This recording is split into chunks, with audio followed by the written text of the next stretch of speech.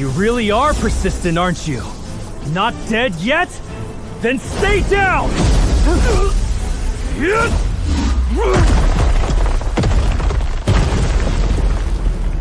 Recognize this sword.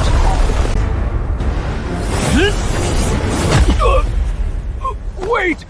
I can explain! I don't need your explanation. I just want you gone! I used it to cut your precious disciple in half. Your precious scent is no more. Fang Chen! You've gone too far! Even as a ghost, I won't let you off! Then be a ghost.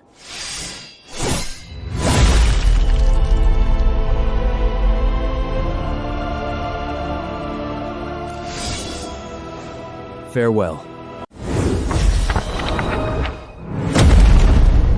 As soon as it staggered to its feet, a sudden, icy chill pierced its chest. Looking down, it beheld a gruesome, human-shaped bloody hollow blown straight through its torso.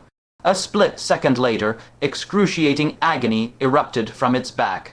Turning its massive head, it saw the hunched elder, who had just blasted through its very flesh and bone, slowly striding out with his hands calmly clasped behind his back, to forcefully carve a human-shaped tunnel of blood through the body of a beast king at the 6th level of the Golden Core realm, relying on nothing but his mortal flesh. What terrifying and unfathomable might was this? Its vision progressively plunged into darkness as its colossal physique collapsed to the earth with a resounding crash. The surrounding demonic beasts were utterly roused, staring at the hunched elder with unadulterated terror. "Who are you?" a beast king demanded, its voice trembling with dread. Fang Taiji kept his hands clasped behind his back, serenely surveying the beasts. "Only 10 war kings to personally guard the demon emperor's consort. It seems you hold our human race in profound contempt," he remarked indifferently. The very next instant, his figure vanished from the spot, leaving behind merely an afterimage. When he reappeared, he was already standing atop the skull of a serpent demon. Lifting his foot, he delivered a gentle stomp. Squelch, the serpent demon's skull burst into a mist of blood on the spot. Without even a chance to scream, the formidable beast at the 6th level of the Golden Core realm perished right then and there. Underestimating one's foe is a deadly sin, Fang Taiji muttered, gently dusting off the specks of blood that had spattered onto his sleeves. The surviving 8 war kings swallowed hard, gulping down their terror. In their eyes, Fang Taiji had become the incarnation of a slaughtering deity. One of them, bearing the aura of a chieftain, forcefully suppressed its dread and roared, "Protect the consort." It charged forward to lead the vanguard, and the remaining 7 war kings lunged forth with a fearless resolve, pressing toward Fang Taiji like crushing, towering mountains. Fang Taiji let out a raspy chuckle. Fools who know not their own measure. Raising his right hand, he made a pressing motion through the void toward the incoming gargantuan war kings. Boom rumble, the leading war king crashed face, burst into the dirt, its skull instantly crushed into a mass of mangled flesh. The war kings trailing behind were struck by a monumental pressure akin to the heavens collapsing. Every single one was flattened against the earth, their limbs shattered, spines snapped, and internal organs suffering unimaginable devastation. Pinned to the ground, they let out a collective chorus of sorrowful wails. Only at this moment did the 9 elders finally arrive in full force. Gazing upon the scene before them, they were shaken beyond words. Such was the might of a supreme expert ranked within the top 5 of the human race, motionless as a serene lake. But when he struck, it was with the apocalyptic force of rending heaven and splitting earth. Harvest their demonic cores. I shall personally entertain Consort Yunxia. Fang Taiji lifted his gaze toward the encampment tent. Inside, a solitary lamp emitted a faint radiance, casting the graceful silhouette of a woman sitting cross-legged onto the fabric walls of the tent. A sharp chin, a tall, elegant nasal bridge, and flowing black hair swept into an exquisite falling, horse-bun. She sat with an upright, dignified posture that clearly accentuated the delicate thinness of her shoulders and the swan-like grace of her long neck. Even her perfect bosom rose and fell in time with the flickering of the lamp. A mere glimpse of her silhouetted profile by lamplight revealed the unparalleled beauty within. Fang Taiji gave a raspy chuckle. "I have long heard that Consort Yunxia is an absolute beauty of the demonic race, born with immortal features. Even the demon emperor was captivated at first sight, taking you as his concubine. Among his 36 consorts, you are the most favored. Today, this old man shall be brazen enough to savor the demon emperor's romantic fortunes." His words carried the heavy implication of an old withered tree seeking a second spring. Zhao Wuji and several elders furrowed their brows in distaste. The demon emperor's consort was an enemy. Capturing or executing her was acceptable, but to defile and humiliate her would mean losing the righteous cause of fighting for the human race, reducing them to the level of demonic heretics.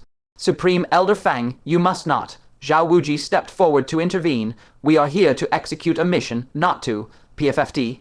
Fang Taiji shot him a sidelong glare, and that freezing, majestic gaze sent Xiao Wuji staggering backwards, his face turning pale as he sprayed a mouthful of blood mist. Does this old man need you to teach him how to act? Fang Taiji cast him an apathetic, slanted glance before striding straight into the tent. Zhao Wuji gritted his teeth, entirely helpless, forced to watch as Fang Taiji acted with wanton arrogance. Suddenly, the lamp inside the tent was extinguished. For some inexplicable reason, Fang Taiji, who had just walked in, began to bizarrely retreat backward. Just as Zhao, Wuji, and the others were bewildered, a sight that made their pupils violently contract unfolded before their eyes. As Fang Taiji slowly staggered back out, they saw a fair, pale hand, as exquisitely flawless as carved jade, with its 5 fingers splayed out, rigidly gripping Fang Taiji's old face. The hand acted as an unyielding vice, forcefully backing him out of the tent. Fang Taiji's aged visage was saturated with absolute horror, as if he were beholding an entity of supreme terror. He allowed the other party to crush his face, not daring to muster even a fraction of resistance. As Fang Taiji continued to retreat, the master of that jade-like hand slowly strolled out from the gloomy depths of the tent. It was a young woman draped in white. She possessed an ethereal beauty, her facial features sculpted to absolute perfection. Her deep, autumnal eyes shimmered with a misty allure, radiating a gentle and tranquil temperament. Bathed in the faint moonlight, her entire being reflected a soft, divine luminescence. To describe her visage as immortal, resembling a fairy beneath the moon, was not the slightest exaggeration. Yet the aura she emanated in this moment carried not a shred of immortal grace. Instead, what they felt was an abyssal chill straight from hell itself. The pressure she released belonged to the nascent soul realm. Zhao Wuji froze, maintaining the posture of wiping blood from his mouth, entirely afraid to move a muscle. His pupils trembled incessantly like an earthquake. The other elders were in similarly dreadful states. Some stood atop the corpses of demonic beasts, not daring to breathe loudly as they slowly slid off the creatures' backs. Others, who had raised their swords to strike vital points on the beasts, found their hands trembling uncontrollably, unable to thrust their blades down. A few even staggered backward, tripping over stones and falling flat on their rears with their eyes wide open. The men who mere moments ago had strutted as proud victors were now wholly dominated by profound, soul-crushing terror. Consort Yunxia's gaze remained placid, though a faint hint of disgust flickered within. The human race is just as detestable as ever. Her voice was profoundly gentle, akin to clouds lazily drifting across the horizon. It caressed their ears softly like heavenly music, yet her actions were uncommonly ruthless. With a tightening of her grip, her sharp fingertips dug deeply into Fang Taiji's skull, inflicting such immense agony that he unleashed shrill pleas for mercy. Consort Yunxia, spare my life. I am only acting on orders. If I have offended you, please be magnanimous and forgive me. Ah. His begging earned him no absolution, as his shriveled skull crackled under her terrifying grip, on the verge of rupturing completely. Overcome by mortal panic, he shrieked, Consort Yunxia, show mercy. I am willing to serve the demonic race. I am part of the human race's upper echelon and hold countless human secrets. Keeping me alive will surely be of great use. Disgust overflowed in Consort Yunxia's eyes. When you consider yourself strong, you desire to steal the demon emperor's fortune and seize his consort. Yet the moment you are proven weak, you pledge servitude to the demonic race. How could this consort ever dare to employ such a treacherous rat? Exerting strength in her 5 fingers, she prepared to crush his skull into pulp, just like bursting an overripe tomato. No, no, no. Consort Yunxia, I will offer you a piece of vital intelligence right this instant. The truth is, there is another squad executing this mission alongside us. I am willing to help Consort Yunxia lure them all in, so you may wipe them out in one fell swoop. Hearing this, Zhao Wuji's pupils violently dilated, and he roared in blazing fury, Fang Taiji, you old scoundrel. If you must die, then die with some spine. Do not drag them down with you. Fang Chen and the others are still just children. How many more years does an old sack of bones like you even have left? To betray those children, just to drag out your pathetic life a little longer, is it worth it? Fang Taiji hurriedly barked back. There are no disciples of my giant sect among them. Why should I care if they live or die? Consort Yunxia spoke with tranquil indifference. Are you making a fool of me? A few mere disciples. You consider this vital intelligence? Fang Taiji frantically babbled. They are no ordinary disciples. In that squad, there is the #1 supreme genius of the 9 sects, Xia Zheoj, the top-tier elite Liang Feiyan, and Fang Chen. A razor-sharp ferocity instantly ignited within Consort Yunxia's eyes, which Fang Chen. Seeing her expression shift drastically, Fang Taiji realized he had hit the mark. His survival now depended entirely upon Fang Chen's name. It is the very same Fang Chen who repeatedly thwarted the demonic race's priests upon Boundary Mountain, leading to the demonic race's catastrophic defeat. He declared with vicious desperation, "It's him!" A genuine fury rippled across Consort Yunxia's perpetually serene, immortal visage. He actually dares to trespass into the territory of my demonic race. Because of Fang Chen, the demonic race suffered an unprecedented and catastrophic defeat. The entire demonic race was cloaked in humiliation, and there is no one among us who wouldn't yearn to hack him into 10,000 pieces, Consort Yunxia stated with icy killing intent. Fang Taiji immediately seized the opening. He is right at the mouth of the canyon, but that little bastard is exceedingly cunning and well versed in concealment arts. If Consort Yunxia goes out personally, it will undoubtedly alert Snake in the grass. To guarantee absolute success, it is best to bait him deep into the canyon and trap him like a turtle in a jar. I am more than willing to provide this service. If I step forward, they will trust me without a second thought. Consort Yunxia fell into a momentary, profound contemplation. For Fang Chen to inflict such staggering losses upon the demonic race's undead legion, he possessed extraordinary means. To ensnare such a prey, prudence was the superior path. Yet, to let Fang Taiji out to deceive them, wouldn't that be akin to tossing a meat bun to a starving hound, knowing it would never return? Given the slightest chance to escape, an old fox like Fang Taiji would flee faster than anyone else alive. At this very moment, Zhao Wuji and several elders secretly exchanged glances, instantly understanding each other's intent. They could not just sit and await death. The great war between the two races had long reached a point where either you die or I perish. They could harbor no hope that Consort Yunxia would spare their lives. Rather than waiting for death, it was better to break out. Whoever could escape must escape. Swoosh, it was unknown which sect's elder moved first, but like an arrow leaving the bowstring, he launched himself toward the canyon's exit with a whistling sound. The other elders immediately followed suit. 9 elder silhouettes set off a series of ear-piercing sonic booms as they fled for their lives. Consort Yunxia cast a completely indifferent glance at them. A terrifying ripple of the nascent soul realm caused the very air to tremble violently, plunging the group's spiritual energy into chaos. They staggered and tumbled, cutting extremely wretched figures. Xiao Wuji's heart was filled with despair. Was this the nascent soul realm? A single look was enough to strip them of the right to flee. Everyone was going to perish here today. Even Fang Chen, the Qingyun sect, had ranked at the bottom of the 9 sects all year round, swallowing a century's worth of humiliation. It was so rare for a peerless genius like Fang Chen to finally emerge out of nowhere. Given time, he could ensure that the elders of the Qingyun sect would no longer have to bleakly shy away when elders of other sects gleefully boasted about their disciples' outstanding performances.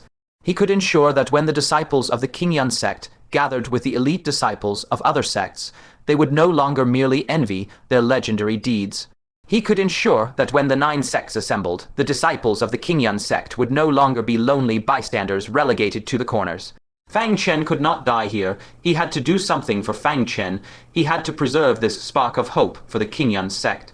Suddenly, a thought struck him. A fleeting moment of struggle flashed in his eyes, only to be instantly replaced by absolute resolve. Without hesitation, he reached deep into his robes and brought out a chipped, grayish-brown elixir. He had discovered this in an ancient immortal cave during his early years. It was named the Starfall Pill. The name was beautiful, reminiscent of a streaking meteor, and its medicinal efficacy was equally dazzling, capable of causing a cultivator's cultivation base to continuously surge until reaching a glorious pinnacle. The price, however, was that the user's golden core would burn away to nothing, their vitality and blood would run dry, their cultivation would completely dissipate, and their body would be entirely crippled, reducing them to an absolute ruin. Just like an exquisitely resplendent meteor, it would leave a brilliant streak of light in the starry sky before fading into lingering ash. He did not hesitate, undoing the seal, opening the bottle cap, and swallowing the pill. He executed the actions in one seamless motion. Gripping his sword with both hands, he stood firm and roared, without looking back, "I will hold the rear for you." Someone was deeply moved, drawing their sword and rushing back. If we die together. Zhao Wuji's aura was already skyrocketing, the 7th level of the Golden Core Realm, the 8th level of the Golden Core Realm. These realms he once dared not even dream of were now being broken through one after another. He roared with heroic vigor, "I need some of you to stay alive to warn Fang Chen. Tell him to run away. If you finally reach safety, whoever sees Fang Chen, tell him for me, the Xiaowei.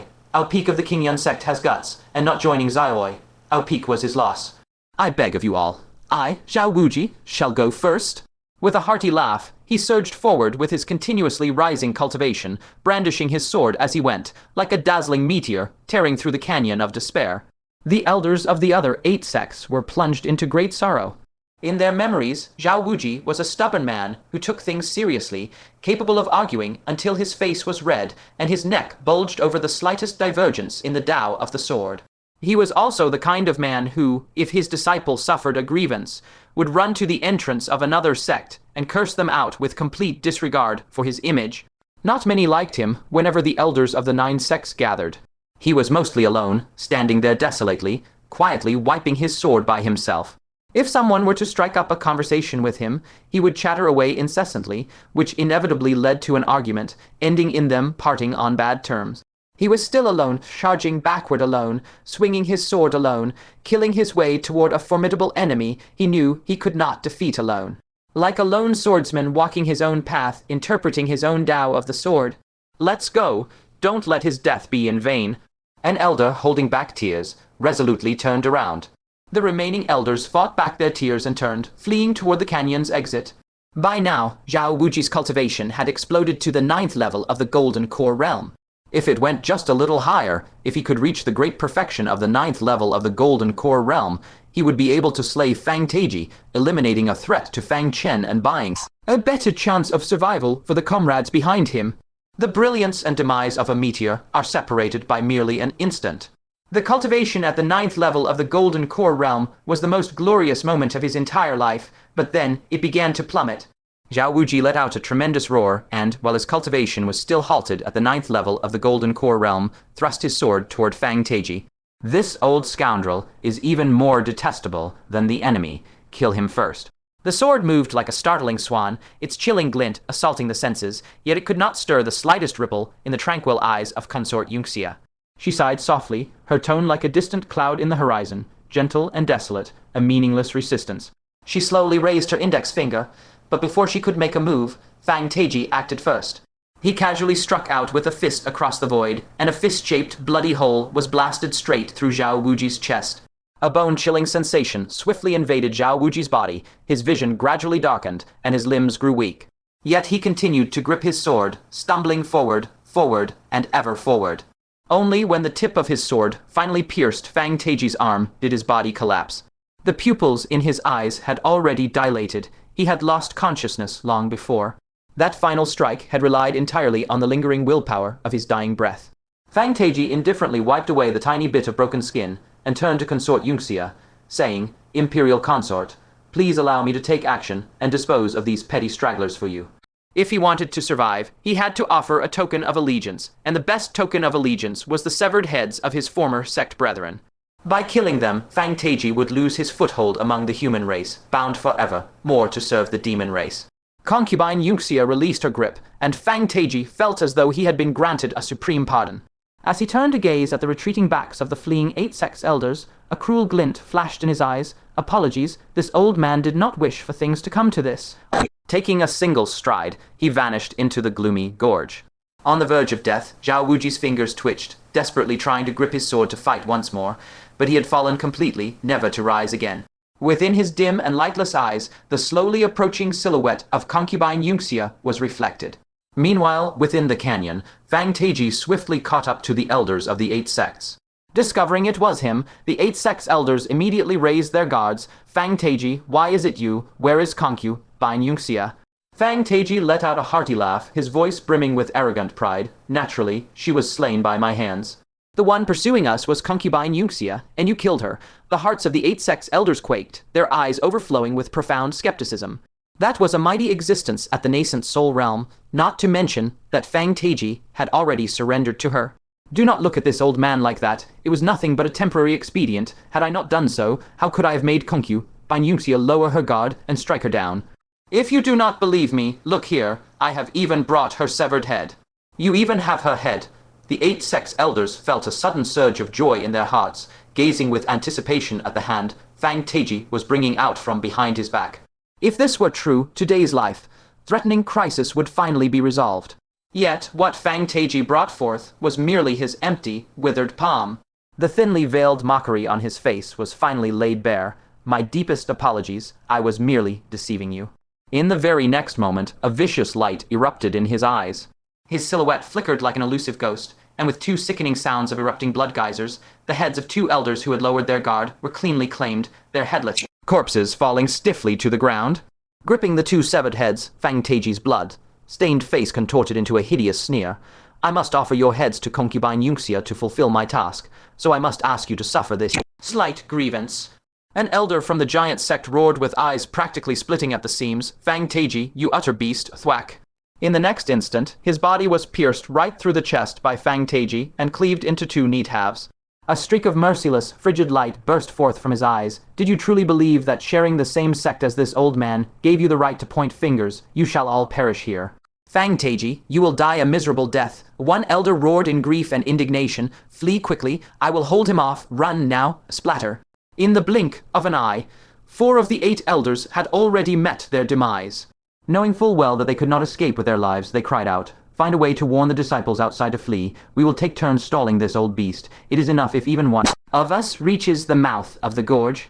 With unmatched absolute resolve, the 4 hastily devised a tragic and heroic plan. One would stay behind to delay the enemy while the rest fled, and when Fang Taiji caught up again, another would sacrifice themselves. The time it takes to drink a cup of tea later, Qiu Shengnan, an elder of the Myriad Sword sect, was sprinting frantically for her life. She was completely drenched in blood, no longer able to distinguish which elders, or rather, how many elders. Blood had splattered across her form. Her face was etched with absolute sorrow and fury. They were dead. Everyone had died. She was the only one left. But the sacrifices of those who fell before her finally allowed her to see the bright exit of the canyon. She parted her lips and shouted at the top of her lungs, "Fang Chen." From the abyssal darkness behind her, a withered palm reached out, covering her mouth from behind and permanently stifling the words that had just left her lips. Manifesting from the shadows like a phantom, Fang Taiji clamped one hand over Qiu Shengnan's mouth, while his other hand, like an icy blade, slowly plunged into her back, thrusting directly toward her heart. "I cannot allow you to ruin my grand designs. They are all waiting for you in the netherworld." His fingers had already brushed against Qiu Shengnan's heart. With but a single exertion of force, he could pierce it right through. Yet, just as Fang Taiji, wearing a sinister grin, prepared to slay Qiu Shengnan and then casually approach the gorge entrance to deceive Fang Chen and the others, just as he had deceived the 8 Sect's elders, a spike of soul-piercing energy stabbed into his skull without the slightest warning. His viciously grinning face immediately twisted in agonizing pain, and a hoarse roar ripped from his throat. "Arg! Who goes there?" A streak of purple radiance, carrying immense and biting frost, abruptly thrust down from the heavens above. Fang Taiji dodged out of subconscious instinct, yet he was still a step too slow. The incomparably sharp sword blade sliced right across his fingers. 3 severed digits shot into the sky, accompanied by a blooming spray of crimson blood. The fingers are connected to the heart. The excruciating agony caused Fang Taiji to shriek miserably several times over. Raising his head to look, upon an ice wall not far away, stood Fang Chen, his eyes radiating a glacial chill. He bellowed with freezing wrath, "You old beast, you are courting death." He simply could not believe his own eyes. Fang Taiji was trying to murder Qiu Shengnan, an elder of the Myriad Sword sect. He was massacring his own people. Fang Chen, flee quickly. Having narrowly reclaimed her life, Qiu Shengnan hastily ran toward Fang Chen, crying out frantically, "Fang Taiji has betrayed us." This single sentence struck like a bolt of lightning from a clear sky, shocking the several figures hidden at the mouth of the gorge so thoroughly that they all revealed themselves. Xia Zheoj, Liang Feiyan, Ao Yongjun, Zai Liashu, Hua Zainshan, Lai Shiqian, and even Wu Manu, every single one of them was shaken to the core. A super expert ranked among the top 5 of the human race. "All of you go. I will hold him back, scatter and run, and do not look back." Enduring the agonizing pain in her back, Qiu Shengnan drew her sword with profound, tragic resolve. Lai Shiqian was startled and asked, "Where is the elder of my supreme sect?" Why do I not see him? Has he also defected? Tears welled in Qiu Shengnen's eyes, her voice trembling. He is dead. Lai Shiqian's body swayed, nearly plummeting from the precipitous ice wall. Fortunately, Huo Zhangchen beside her grasped her arm. With an agonizing ache in her heart, she asked, "How did Elder Huang die?" Qiu Shengnen pointed at Fang Taiji, her eyes practically splitting with wrath. It was that old beast. To pledge his allegiance to the demon race, he deceived and murdered Elder Huang. Aoyong Jun anxiously asked, "Then what of Elder Fan from my 1,000 Forgings sect?" "Dead as well, also slain by Fang Taiji." Aoyong Jun's body and mind shuddered, his eyes rapidly reddening. "An elder Baimayan of my Joyous Union sect. She only recently ascended to the position of elder, and this was her first time venturing out on a mission." Zai Liushu's lips trembled, gazing at Qiu Shengnen with pleading eyes, hoping against hope to hear a different answer. Dead, Fang Taiji crushed her heart. Zai Liushu leaned against the ice wall, violently trembling all over. "Then what of my martial uncle Zhao?" A soft, quivering voice slipped from Fang Chen's lips. His gaze trembled, his heart trembled, and the hand gripping the ice wall shook uncontrollably. He never dared to expect a miracle, yet now he yearned intensely for one to descend upon him. At the mere mention of Zhao Wuji, Qiu Shengnen could no longer suppress her grief and let out a sorrowful wail. Elder Zhao covered our escape and charged at the Demon Emperor's concubine. He was first to die. Thump, Fang Chen's heart felt as though it had been ruthlessly pierced by a three-edged blade, inflicting a drilling, agonizing pain. That very Elder Zhao who had once fought tooth and nail, turning red in the face arguing with Wen Hongyao just to claim him as a disciple, was dead. Qiu Shengnen wept with heart-wrenching sorrow, her knuckles turning white around her sword hilt. "They are all dead, every single one of them. Now it is my turn. Fang Chen, take care of yourselves. You must survive. Do not let Elder Zhao, do not let them, and do not let me die in vain." She forcefully wiped away her tears, spun around, and resolutely charged at Fang Taiji with her sword drawn. By now, Fang Taiji had already stemmed his injuries. Relying on the monstrous constitution of one who had touched the threshold of the golden body realm, he forcefully reattached his 3 severed fingers.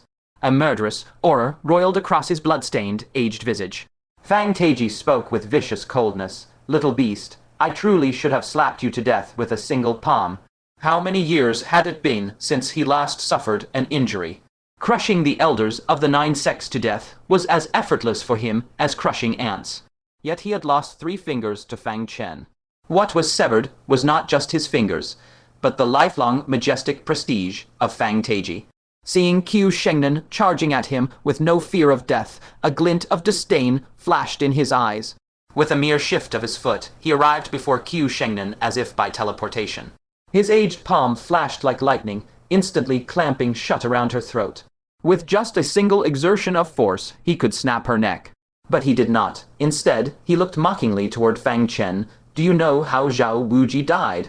"I killed him, like a fool, knowing full well it was certain death. He still raised his sword and came to kill me, all to buy you a path of survival. I granted his wish, from several zhang away. With a nonchalant punch, I blasted a hole straight through his body." Crack, Fang Chen's clawed grip shattered the ice wall. His eyes already bloodshot, he roared in fury, "You deserve death." Fang Taiji threw his head back and roared with laughter. He thoroughly savored the feeling of his enemy's mental collapse. This was far more satisfying than merely killing them. "Ah, right, he had a message to pass on to you. I shall show immense mercy and relay it on his behalf," he said, mid-sentence, his gaze suddenly turned malevolent. Dropping Qiu Shengnen, he abruptly took a step forward, nearly teleporting right before Fang Chen. He smiled savagely. "Heh, little beast, fell for it, didn't you?" His words to Fang Chen were but a feint, a calculated distraction to orchestrate this precise moment. Otherwise, should Fang Chen attempt to flee, the pursuit would prove exceedingly troublesome. "You're coming with me." His iron claws clamped down viciously upon Fang Chen's shoulder, a wave of certainty washing over him. To have slain an elder of the 9 sects and captured its most prodigious new star. This offering, this pledge of allegiance, was of such weight that it would guarantee him a smooth and prosperous path within the demon clan. If he were to reveal a few more pieces of critical military intelligence, he might even receive a great reward and rise to a station rivaling that of a demon king. Yet what made his heart skip a beat was that Fang Chen made no move at all. He merely watched him in silence. Those eyes were like gateways to the abyss, from which a terrifying, bone-deep chill emanated. Even Fang Taiji could not help but shudder. He roared, "What are you looking at, you little bastard? You dared to sever 3 of this old man's fingers. Soon I will gouge out your eyes, shatter every bone in your body, and rip out your tendons one by one. I'll make you understand." But his words suddenly caught in his throat. In Fang Chen's right hand, a jade talisman, glowing an incandescent red, was revealed. The talisman was already activated. A terrifying wave of nascent soul power surged forth, imbued with celestial might and a chilling will, to obliterate all existence. A nascent soul talisman. Fang Taiji's aged eyes bulged wide. A frigid chill shot from the soles of his feet to the crown of his head, as if half his very soul had been frightened away. Letting out a strangled scream, he turned to flee, begging for mercy as he ran. Fang Chen, calm yourself. Listen to me, it's not what you think. Let me explain." Fang Chen, raising the talisman, gave chase with a swift movement technique, his eyes blazing with a heaven, storming killing intent as he roared, "I don't want your explanations, I only want you dead." Terrified witless, Fang Taiji pushed his physical power to its absolute limit and bolted. A single stomp shattered a vast swath of ice as he reappeared dozens of yards away as if by teleportation. Daring not to pause for even an instant, he continued his frantic escape. His heart pounded wildly in his chest, his terror absolute. The last time he had fled for his life like this, he had been but a young disciple, hunted by an elder from an outer sect. He had run for 3 days and 3 nights without a moment's rest, for to stop meant death. That nightmarish memory had haunted his entire cultivation journey, a shadow that only began to fade when he became one of the 5 greatest titans of the human race. Now that memory of being dominated by boundless fear resurfaced once more. Horrifyingly, the peril he faced now was even more dreadful than that nightmare, for this time, death was certain if he failed. Boom, boom, boom. With each leap and landing, he ricocheted through the canyon like a cannonball. If he could only reach Consort Yunxia, he would be saved. Suddenly, a faint, almost imperceptible crack echoed through the air. The jade talisman shattered. The nascent soul strike was unleashed. A terrifying, world-shattering wave of power swept out. The canyon quaked violently. The very clouds in the sky were rent asunder, and the primordial ice sheets exploded in unison. Amidst the boundless celestial might, 1,000, Jiang Phantom of an ancient sword materialized, bathed in spiritual light. It stood pointed toward the heavens, as if to pierce the firmament and extinguish the sun, moon, and stars. As Fang Chen viciously swung his arm downward, the 1,000, Jiang's sword phantom cleaved down with the weight of the heavens. The cold light of its blade illuminated 10,000 Lai, its sword energy shaking the 9 provinces. In that instant, the dim canyon was lit as bright as day. Fang Taiji looked up, screaming in terror, "No, don't do this. I was muddled. Headed for a moment, take it back. I am a supreme elder of the 9 sects. I'm one of our own." Fang Chen, his fury uncontrollable, roared back, "Damn your mother." Rumble, the 1,000, Jiang's sword phantom thundered down, cleaving straight toward Fang Taiji. Aghast with terror, he brought out a jade shield of astonishing defensive power, an artifact capable of blocking a full-powered strike from a cultivator at the peak of the Golden Core realm, one that had saved him from many a crisis in the past. Before the descending sword phantom, the jade shield was like clay, offering no resistance whatsoever before shattering into dust. The blade then mercilessly engulfed Fang Taiji. "No," Fang Taiji howled in agony, unleashing every technique and all of his physical power in a desperate attempt to block the sword's phantom. But in the end, it was all in vain. Boom! The colossal sword crashed into the earth, blasting Fang Taiji and 1,000, Jiang expanse of ice into a chasm, so deep it seemed endless. The sheer impact melted the ice, sending vast clouds of steam billowing into the air. Yet Fang Taiji was not dead. A faint golden light flickered within him, a sign that he had touched the very edge of attaining a golden body. By this power alone, he had clung to his life, but it was a life now in ruins. His body was a mangled ruin of flesh and blood, not a single patch of skin left intact. The muscles of his chest, abdomen, arms, and thighs were blasted open, revealing the stark white of his bones. His right leg was gone from the knee down.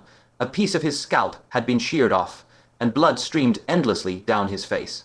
His aura was perilously faint. Even in such a state, he displayed a tenacious will to survive. He struggled to crawl out of the chasm and staggered toward the depths of the canyon, calling out hoarsely as he fled, "Consort Yunxia, save me." Fang Chen's eyes were glacial. Still not dead. He leaped into the air, executing a movement technique to scale the icy cliff walls. With a wave of his hand, the 5 Magnet Origin mountain appeared in his palm. He hurled it forth, and it swelled into a colossal mountain that came crashing down with a deafening roar. Fang Taiji struggled to raise his arms to resist.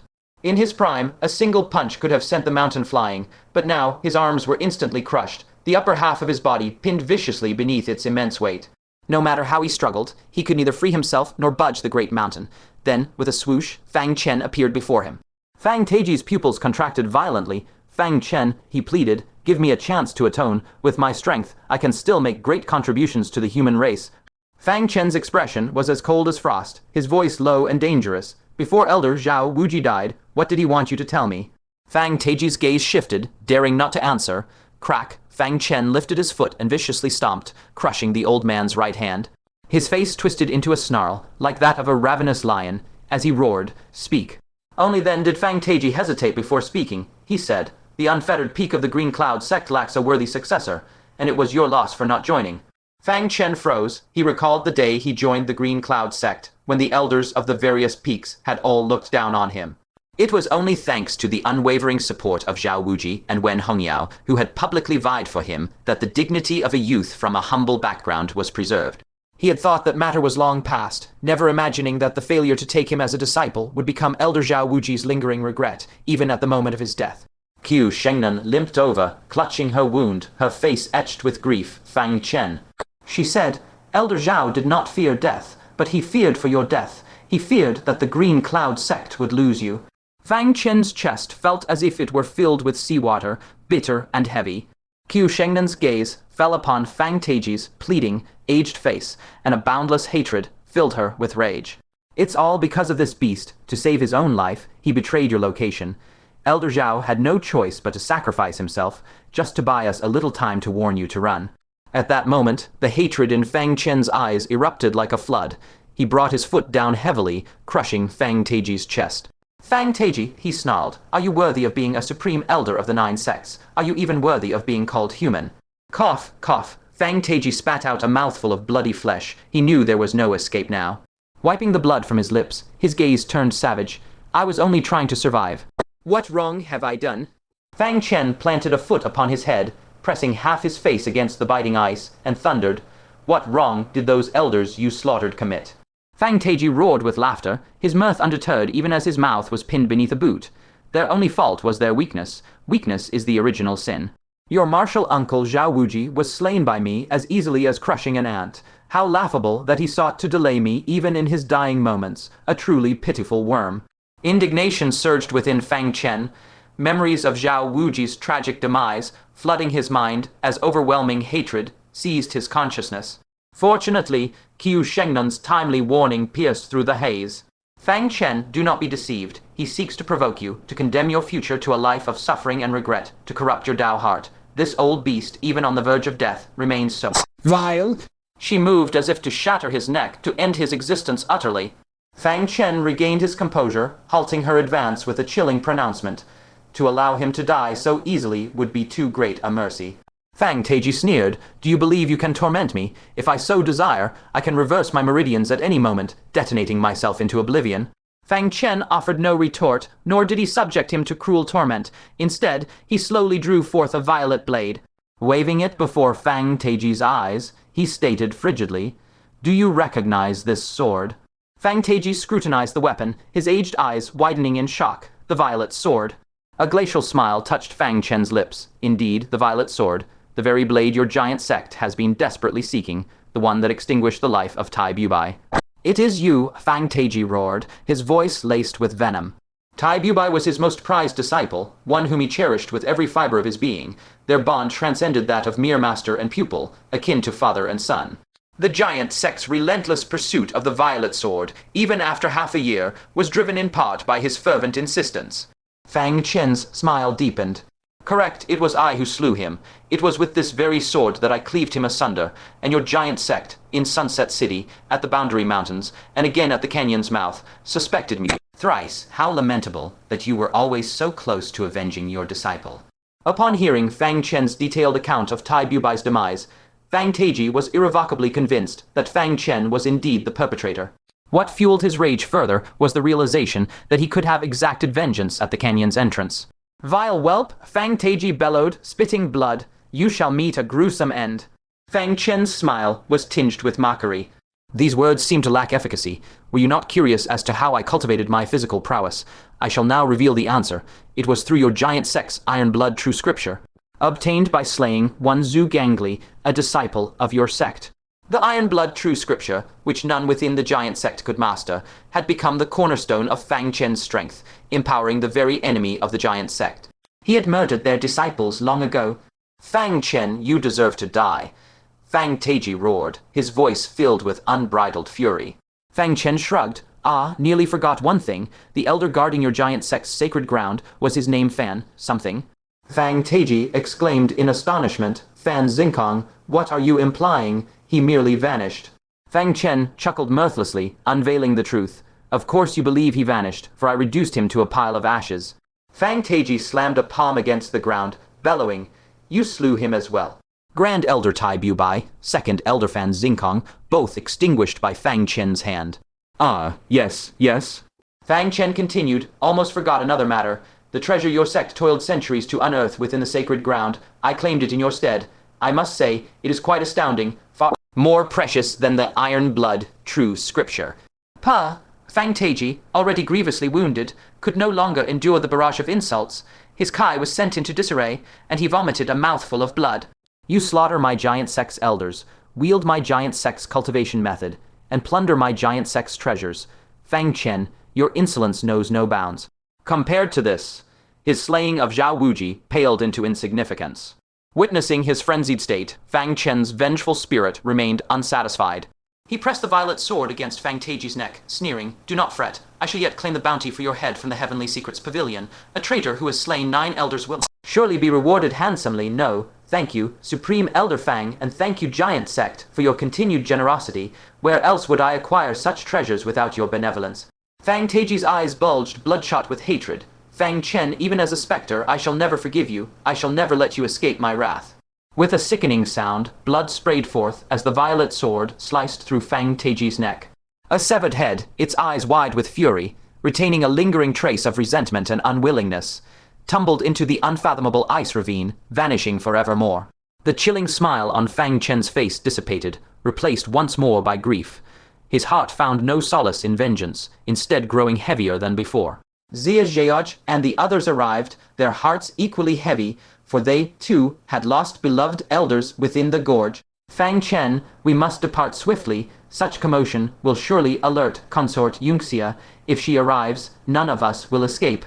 Qiu Shengnan, struggling to suppress her own sorrow, warned, let not Elder Zhao and the others have died in vain.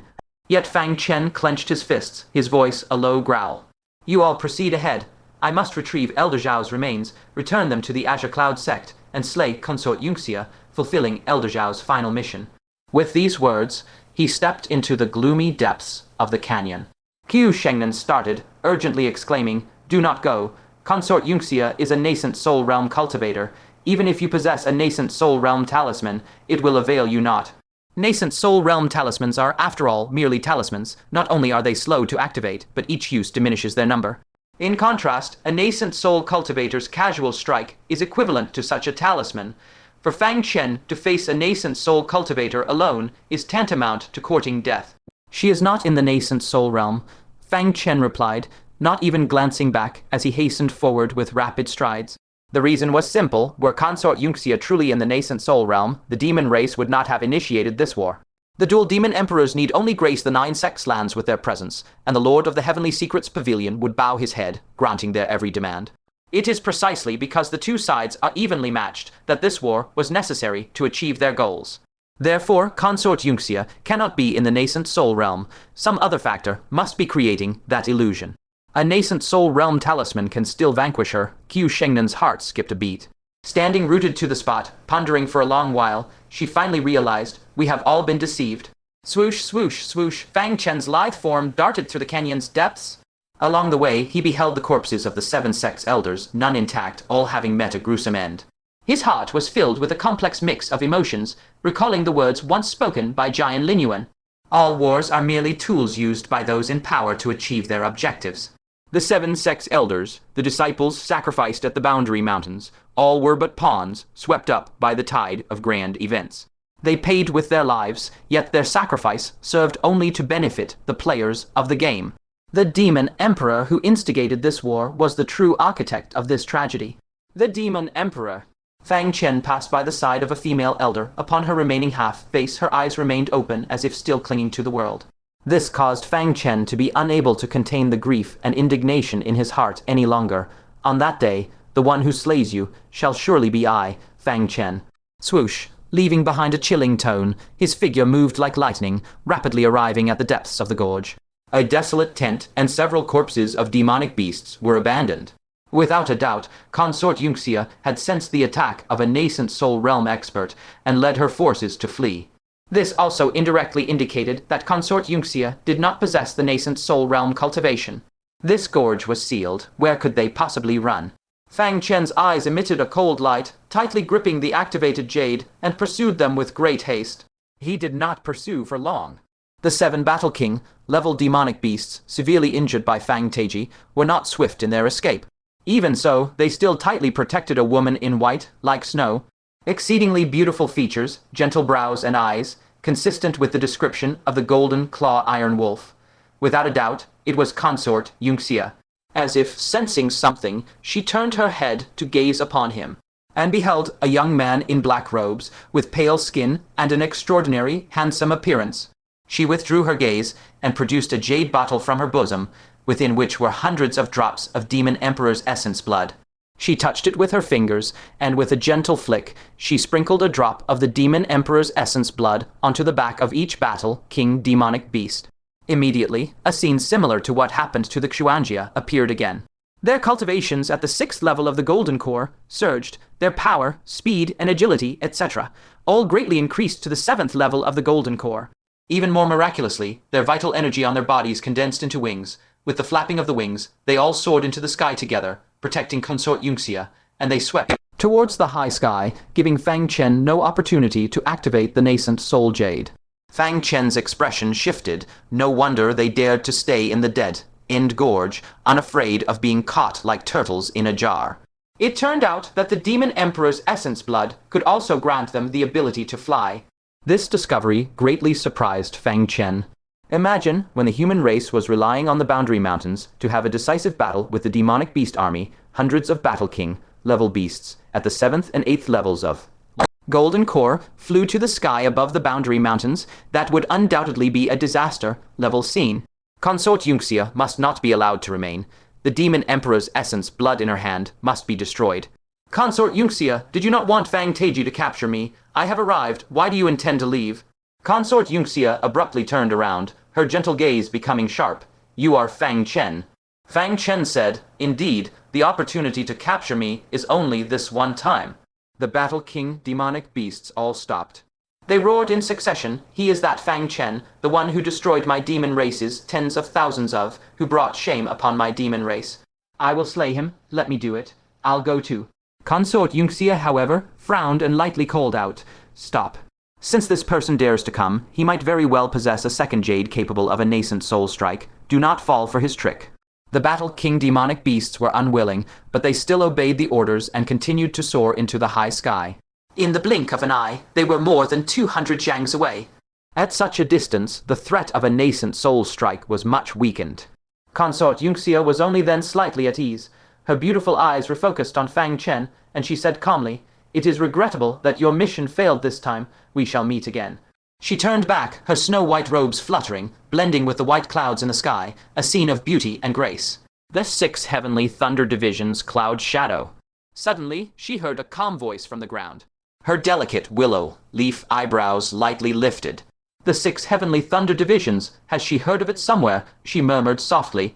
She looked down at the earth. At a distance of 200 jiang, Fang Chen was already as small as a quail. If it were not for his black robes contrasting against the snow-white earth, making him exceptionally conspicuous, he would have been almost invisible. At this moment, Fang Chen's body was surrounded by the flow of lightning, resembling a thunder god, transforming into lightning. Consort Yunxia slightly furrowed her brows, and recalling carefully, her expression immediately changed slightly, and she called out softly, Quick, leave. This is the Thunder Dao instantaneous movement technique of the Myriad Tribulations Holy Palace.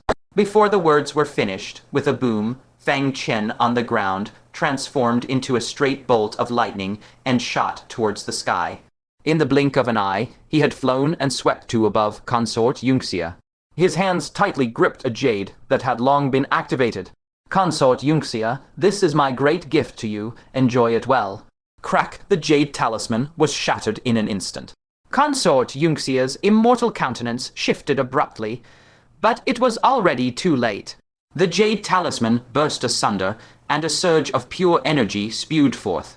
Amidst the swirling aura, the phantom image of a pair of human eyes, spanning 100 zhang, hovered in the void. Her long lashes fluttered gently as the rising wind swept past them.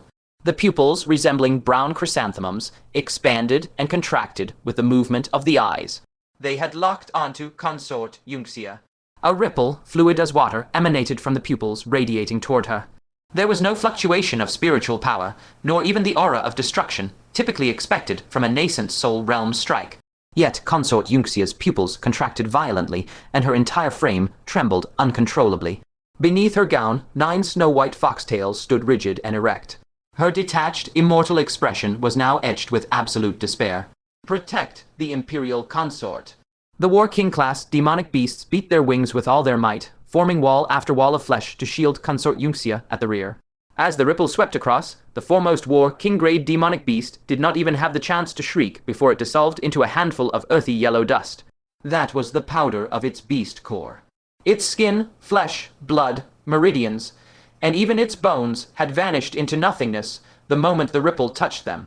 Only the hardest beast core remained, pulverized into fine dust. Then followed the second, the third, the fourth, all the way to the very last War King-grade demonic beast.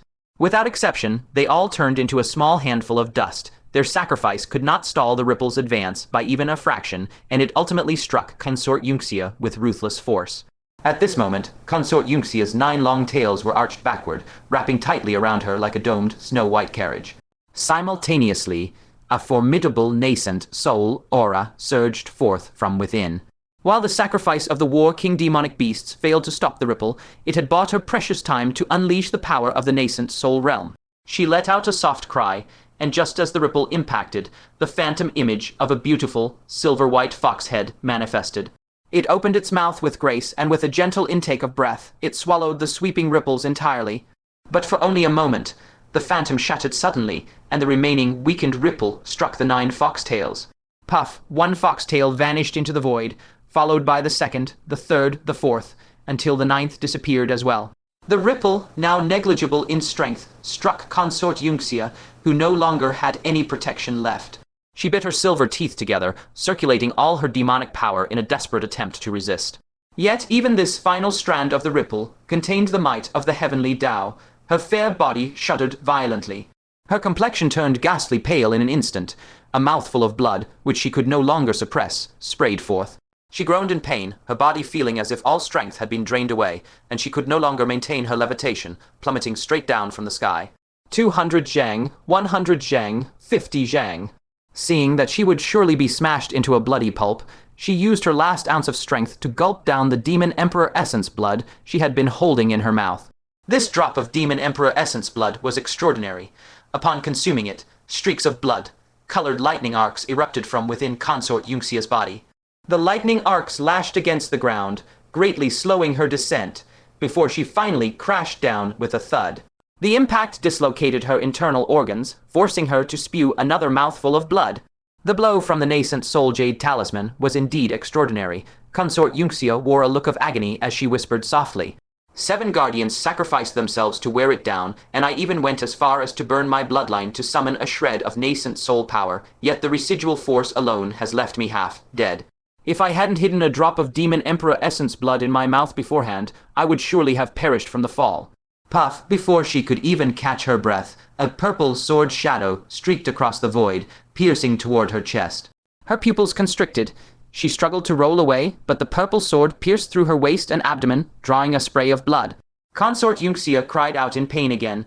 Then, the purple sword was gripped by a hand, and the cold blade was pressed against her snow-white throat.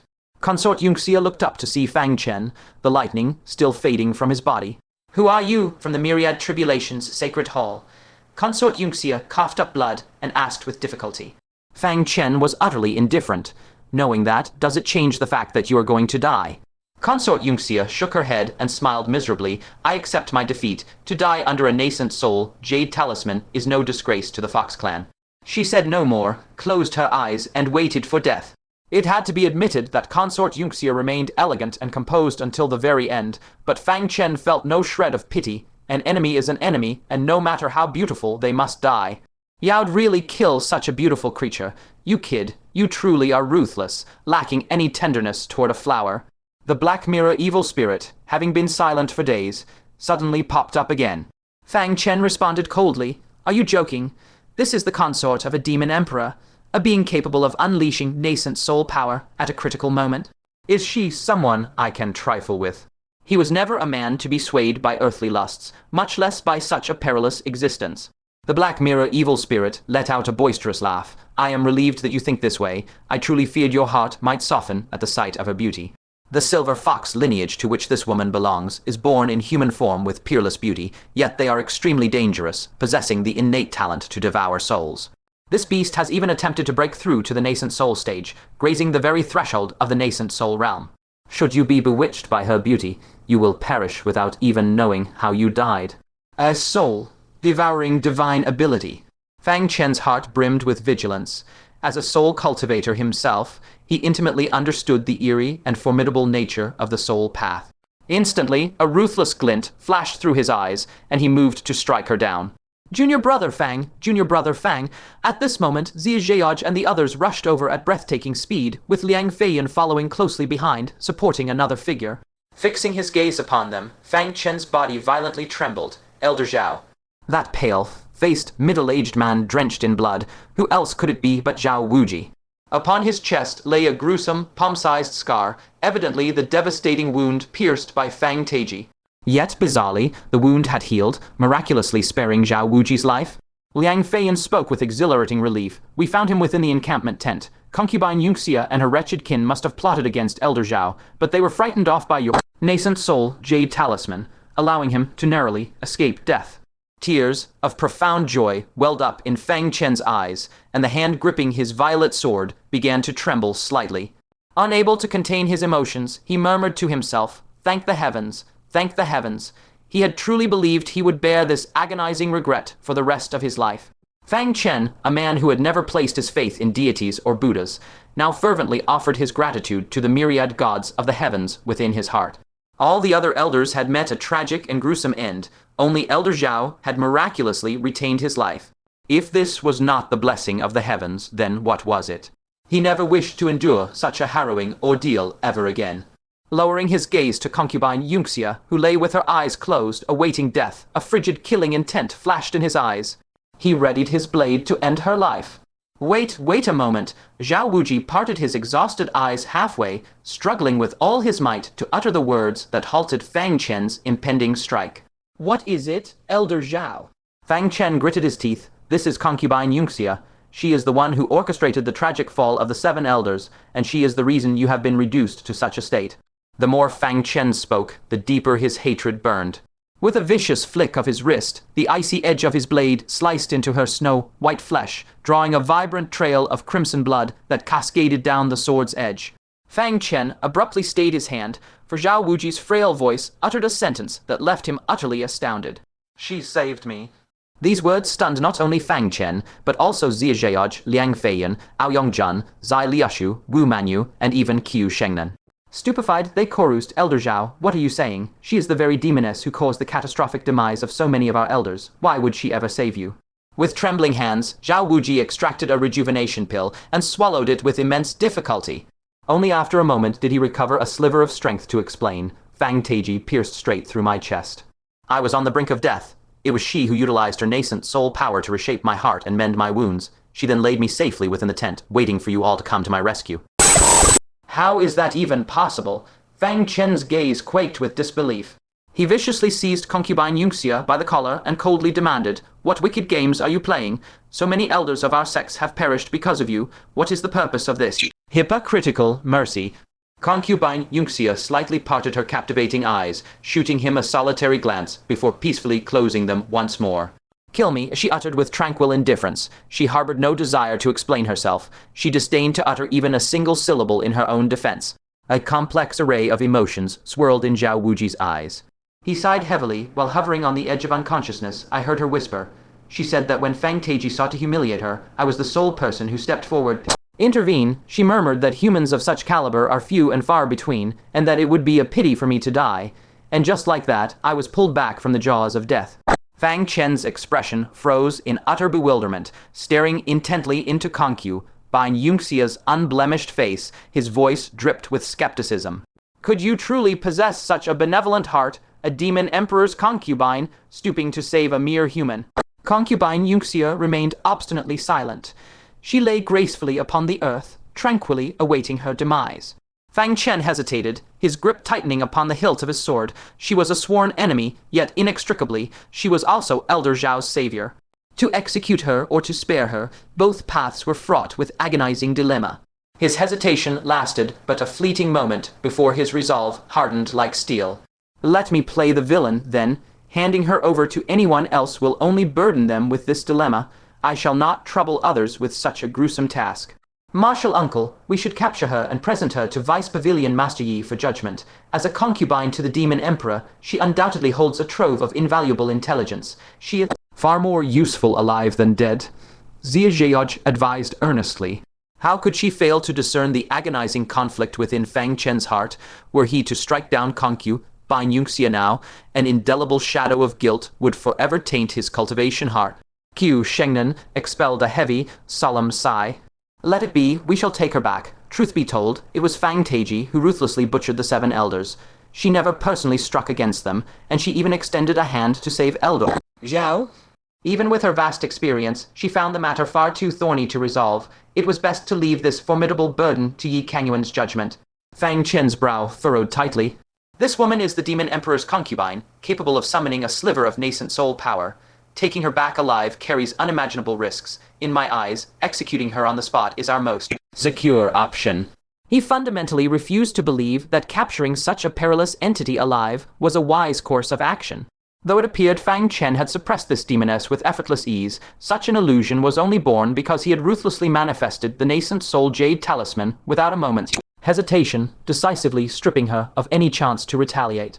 Yet even against such overwhelming odds, she had miraculously survived the apocalyptic devastation of a nascent soul strike. That feat alone was a heaven-defying accomplishment far beyond the grasp of any ordinary cultivator of the Golden Core realm. That shall not be an issue, Qiu Shengnan reassured. From within her voluminous sleeves, she withdrew a pitch-black, lustrous chain. Before our departure, Vice Pavilion Master, you bestowed this dragon, binding lock upon us. When it was first unearthed, it was securely binding a mighty entity of the nascent soul realm. If concubine Yunxia manages to shatter even these chains, then there is virtually nothing under the heavens that can imprison her. To think it could bind a nascent soul realm cultivator unto death, if that is the case, my mind is put at ease. Bind her, then. Letting out a helpless sigh, Fang Chen sheathed his blade. Qiu Shengnan strode forward, forcefully wrenching the demoness's arms behind her back to bind them securely with the mystical chains. Witnessing this, Fang Chen frowned fiercely. What of her legs? What if she attempts to flee? Bind her legs as well. Realizing the merit in his words, Qiu Shengnan tightly bound Consort Yunxia's slender legs together, utterly stripping away her ability to walk, reducing her movements to mere hops at best. Consort Yunxia fluttered her eyes open, shooting an icy, indignant glare at Fang Chen. This wretched youth was truly ruthless and vicious, practically paranoid in his caution. While the others sought to capture her alive, Fang Chen relentlessly demanded her execution. And as if binding her hands was not humiliating enough, he stubbornly insisted on shackling her legs, ruthlessly severing any fleeting thoughts she might have had of escape. What are you glaring at? Fang Chen violently glared back. Loop the chains around her neck as well. If she dares make a run for it, strangle her to death. Overcome with profound humiliation and fury, concubine Yunxia snapped, She was no base slave, nor was she some feral dog. She was an exalted concubine of the Demon Emperor. Even as a captive, should she not at least be afforded a shred of a prisoner's dignity? Qiu Shengnan cast a disdainful glance. Binding her limbs shall suffice. She is incapable of stirring a great storm. Yet Fang Chen shook his head, stating, when dealing with unfamiliar adversaries, it is best to exercise extreme caution. No amount of vigilance is ever excessive. He then personally secured another dragon, binding chain around her neck, its other end coiled about his own arm, and declared coldly, "You would do well to remain docile. Should you dare to act rashly, a nascent soul jade talisman shall attend to you." Concubine Yunxia tugged fiercely at the chain around her neck, yet found it unyielding. She glared at Fang Chen with unconcealed fury, demanding, "To treat me in such a manner, do you not fear the reckoning I shall exact upon you in the future?" Fang Chen replied with serene indifference, "Among the myriad demonkind who seek their reckoning from me, your presence adds but a fleeting shadow, nothing more." This retort left Concubine Yunxia utterly speechless, staring in frustrated disbelief. Indeed, which amongst the demon race did not harbor the desire to rend Fang Chen into 1,000 pieces. Her addition to their number was but a drop in the vast ocean of enmity. Verily, it was as the ancient adage declared, when one is plagued by countless vermin, a single bite more ceases to bother. "Ah, yes," Fang Chen suddenly intoned, his gaze piercing Concubine Yunxia. "Where lies the demon emperor's essence blood?" A surge of realization swept through the assembled cultivators, for they had nearly forgotten the most crucial objective of their arduous journey. Was it not to annihilate the immensely perilous demon emperor's essence blood? Concubine Yunxia merely cast a sidelong glance at Fang Chen before averting her gaze, choosing to disregard his inquiry. Yet her defiance was short-lived, for Fang Chen drew forth a necklace fashioned from bleached bones. From it he plucked a crystalline shard, which he then crushed. As the glittering fragments scattered, they enveloped his form, coalescing into a thick, formidable armor. Following this, he produced an ancient, venerable copper coin, which he held between his lips, ensuring its immediate activation should the need arise.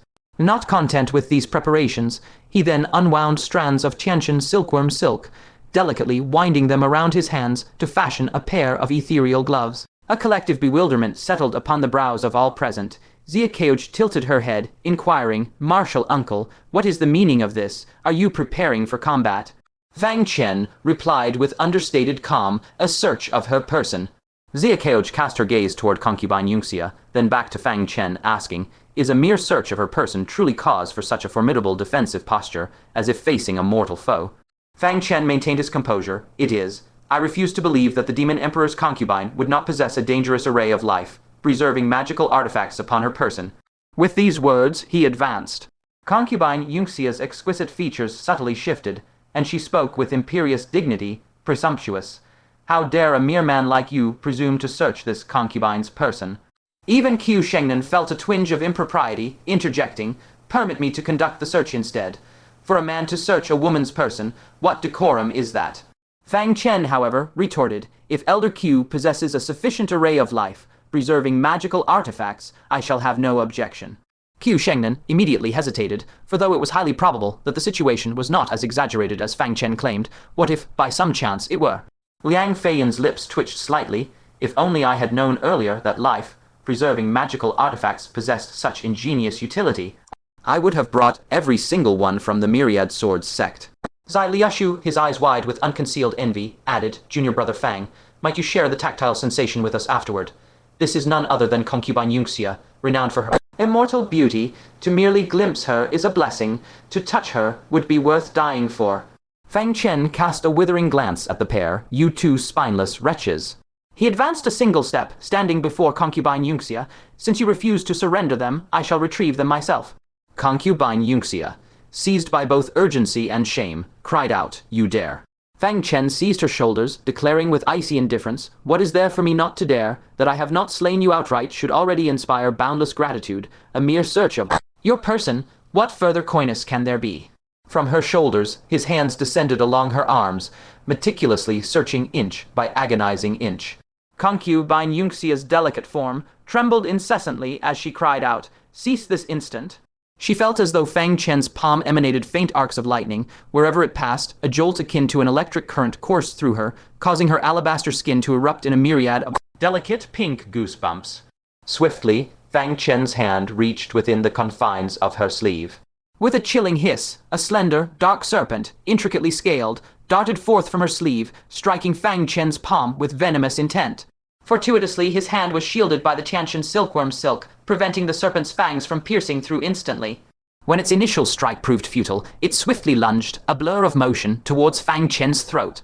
With a fleeting flash of violet light, the small black serpent was cleaved into two. Even thus bisected, it still lunged ferociously towards Fang Chen's foot, only to have its head crushed beneath his heel. Hiss, hiss, to their utter dismay, several more small black serpents slithered forth from her sleeve, pouring out in a veritable deluge. Amongst them a particularly swift serpent, its scales shimmering with a dark golden hue, moved with the speed of lightning. Concealed amidst its lesser brethren, it launched a sudden, vicious assault, lunging at Fang Chen's chest. Its fangs pierced the crystal armor, which instantly turned black and began to corrode away. In that critical moment, Qiu Shengnan unleashed the formidable power of her Golden Core Realm 6 layer cultivation, cleaving the small black serpent's head with a decisive sword strike. PFFD, the serpent's head, severed from its body, tumbled to the ground, writhing and rolling in agony. The venomous ichor that spilled from its fangs immediately corroded the pristine white ice, forming a black, gaping pit several zhang in diameter. Qiu Shengnan gasped, a chill running down her spine, a venomous serpent of the Golden Core Realm's 6th layer. Had she dared to touch her just moments ago, the repercussions, hiss. She swiftly retreated, maintaining a safe distance. Xiakeoj and the others likewise recoiled in astonishment. Fang Chen's ominous prophecy had indeed come to pass. This woman truly possessed perilous artifacts upon her person, and not merely a few. Fang Chen, still reeling from the narrow escape, remarked, "I knew you harbored deceit." Fortunately, he had taken precautions, and thus he ruthlessly emptied the contents of both her sleeves. Mostly trinkets of everyday use, along with a few ancient, weather-worn tomes.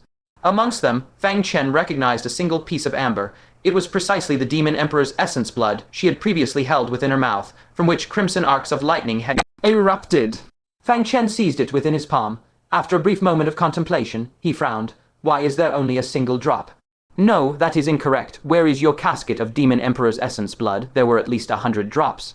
He had watched with his own eyes as Consort Yunxia's fingers condensed within the jade casket, bestowing the Demon Emperor's essence blood upon 7 War King-class demonic beasts. It was impossible for only a single drop to remain. His gaze shifted, coming to rest upon the swell of her chest. Consort Yunxia's delicate frame trembled as she cried out in haste, "Desist. I shall retrieve it myself." She had grown truly fearful of Fang Chen. This man held no regard for her status as the Demon Emperor's consort, and would surely dare to reach in and search her. Thus she was left with no choice but to act herself. Her bound hands fumbled clumsily within her robes for a time before finally producing the jade casket. Seeing this, Fang Chen snatched it away in a single motion. Upon careful inspection, it was indeed that very jade casket, filled with the volatile and explosive essence blood of the Demon Emperor. It is indeed this. Fang Chen exhaled a long sigh of relief, having finally secured the perilous essence blood that threatened to tip the scales of the final battle. A shadow of gravity flickered in Consort Yunxia's eyes. The mission entrusted to me by the Demon Emperor has, in the end, met with failure. She let out a heavy, weary sigh. Suddenly realizing that Fang Chen was still staring at her, her heart skipped a beat. "You have already obtained the Demon Emperor's essence blood. What more do you desire?" Fang Chen adopted a contemplative expression. "Since this item is of such vital importance, why surrender it so readily? Could it be that you carry something even more precious, and thus chose to sacrifice the pawn to save the king by casting the essence blood aside?" His gaze slowly drifted back toward Consort Yunxia's chest as he remarked, "It seems I must perform a search of my own after all." Consort Yunxia shielded her chest in shameful rage, shouting, "You dare!" Fang Chen wasted no words. He pulled her arms aside and forced his hand into her robes. Fang Chen ceased this at once. Grievously wounded and powerless to resist, Consort Yunxia felt the violation within her robes. Tears of shame welled in her eyes as her small feet kicked out in futile desperation. Yet Fang Chen did not pause for even a moment. After a meticulous and earnest search, he indeed felt something soft. Pulling it out, he found a wrapped, tattered piece of beast skin that appeared to be of considerable age. Fang Chen brandished the beast skin in his hand, and here you claimed to be honest. Consort Yunxia gritted her teeth, staring at Fang Chen with pure resentment. Once she had been a person of great gentleness, but since encountering Fang Chen, that gentleness had drifted further and further away. What caused her even greater despair was that Fang Chen did not stop there. He scrutinized Consort Yunxia's waist and thighs, musing, to be certain, "It is best to search your entire person thoroughly." He lunged forward into a bow stance, pinning her across his thigh as his hands moved from her waist to her thighs, then down to her calves, finally even removing the white calfskin boots from her feet. Every inch of her body, inside and out, was subjected to Fang Chen's exhaustive inspection and touch. Consort Yunxia's eyes burned with the fire of humiliation, feeling she had suffered an unprecedented insult. Clenching her silver teeth, she cried out in shameful fury, "Fang Chen, I shall surely take your life." Fang Chen acted as though he heard nothing.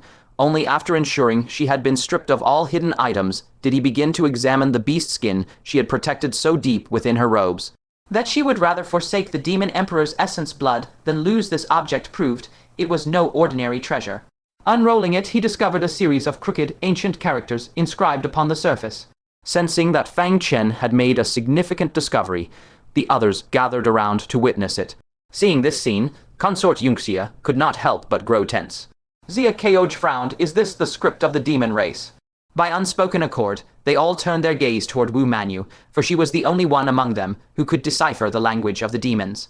In the moment of truth, you must rely on me after all, Wu Manu remarked flirtatiously, swaying her hips with pride as she approached at a leisurely pace.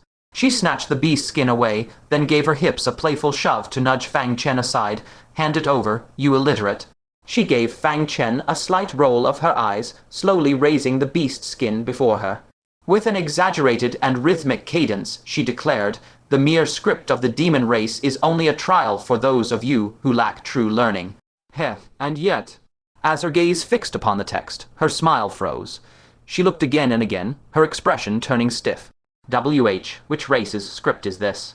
Liang Feiyin asked in surprise, is it not the language of the demons? Wu Manu shook her head, awkwardly trying to save face. It is not. While I may not know every single character of the demon race, I recognize over 90% of them. Yet of these 100 or so characters, I recognize not a single one. It can only belong to another race. At these words, a wave of disappointment washed over the group. It seemed they could only bring the beast skin back to Boundary Mountain and seek a scholar to study it. None noticed as Consort Yunxia discreetly let out a soft breath, her expression one of immense relief.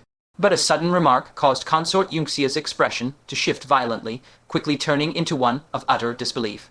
Heh, and here you are calling others illiterate, an elite of the heavenly secret pavilion, yet unable to recognize the script of the Dayang clan of the demon race, Fang Chen teased. This is indeed the script of the demon race, though it is not their contemporary, mainstream tongue. It became obscure over a millennium ago, used only by the Dayang clan. After the war against the ancient giants, the Dayang population dwindled and eventually perished entirely within the following 1,000 years. Their script lost its lineage hundreds of years ago. It is likely preserved only within the human race's archives of 10,000 languages and near impossible to find elsewhere. The Dayang clan, Wu Manu's peach blossom eyes flickered, her tone stiff as she said, you speak as if it were truth.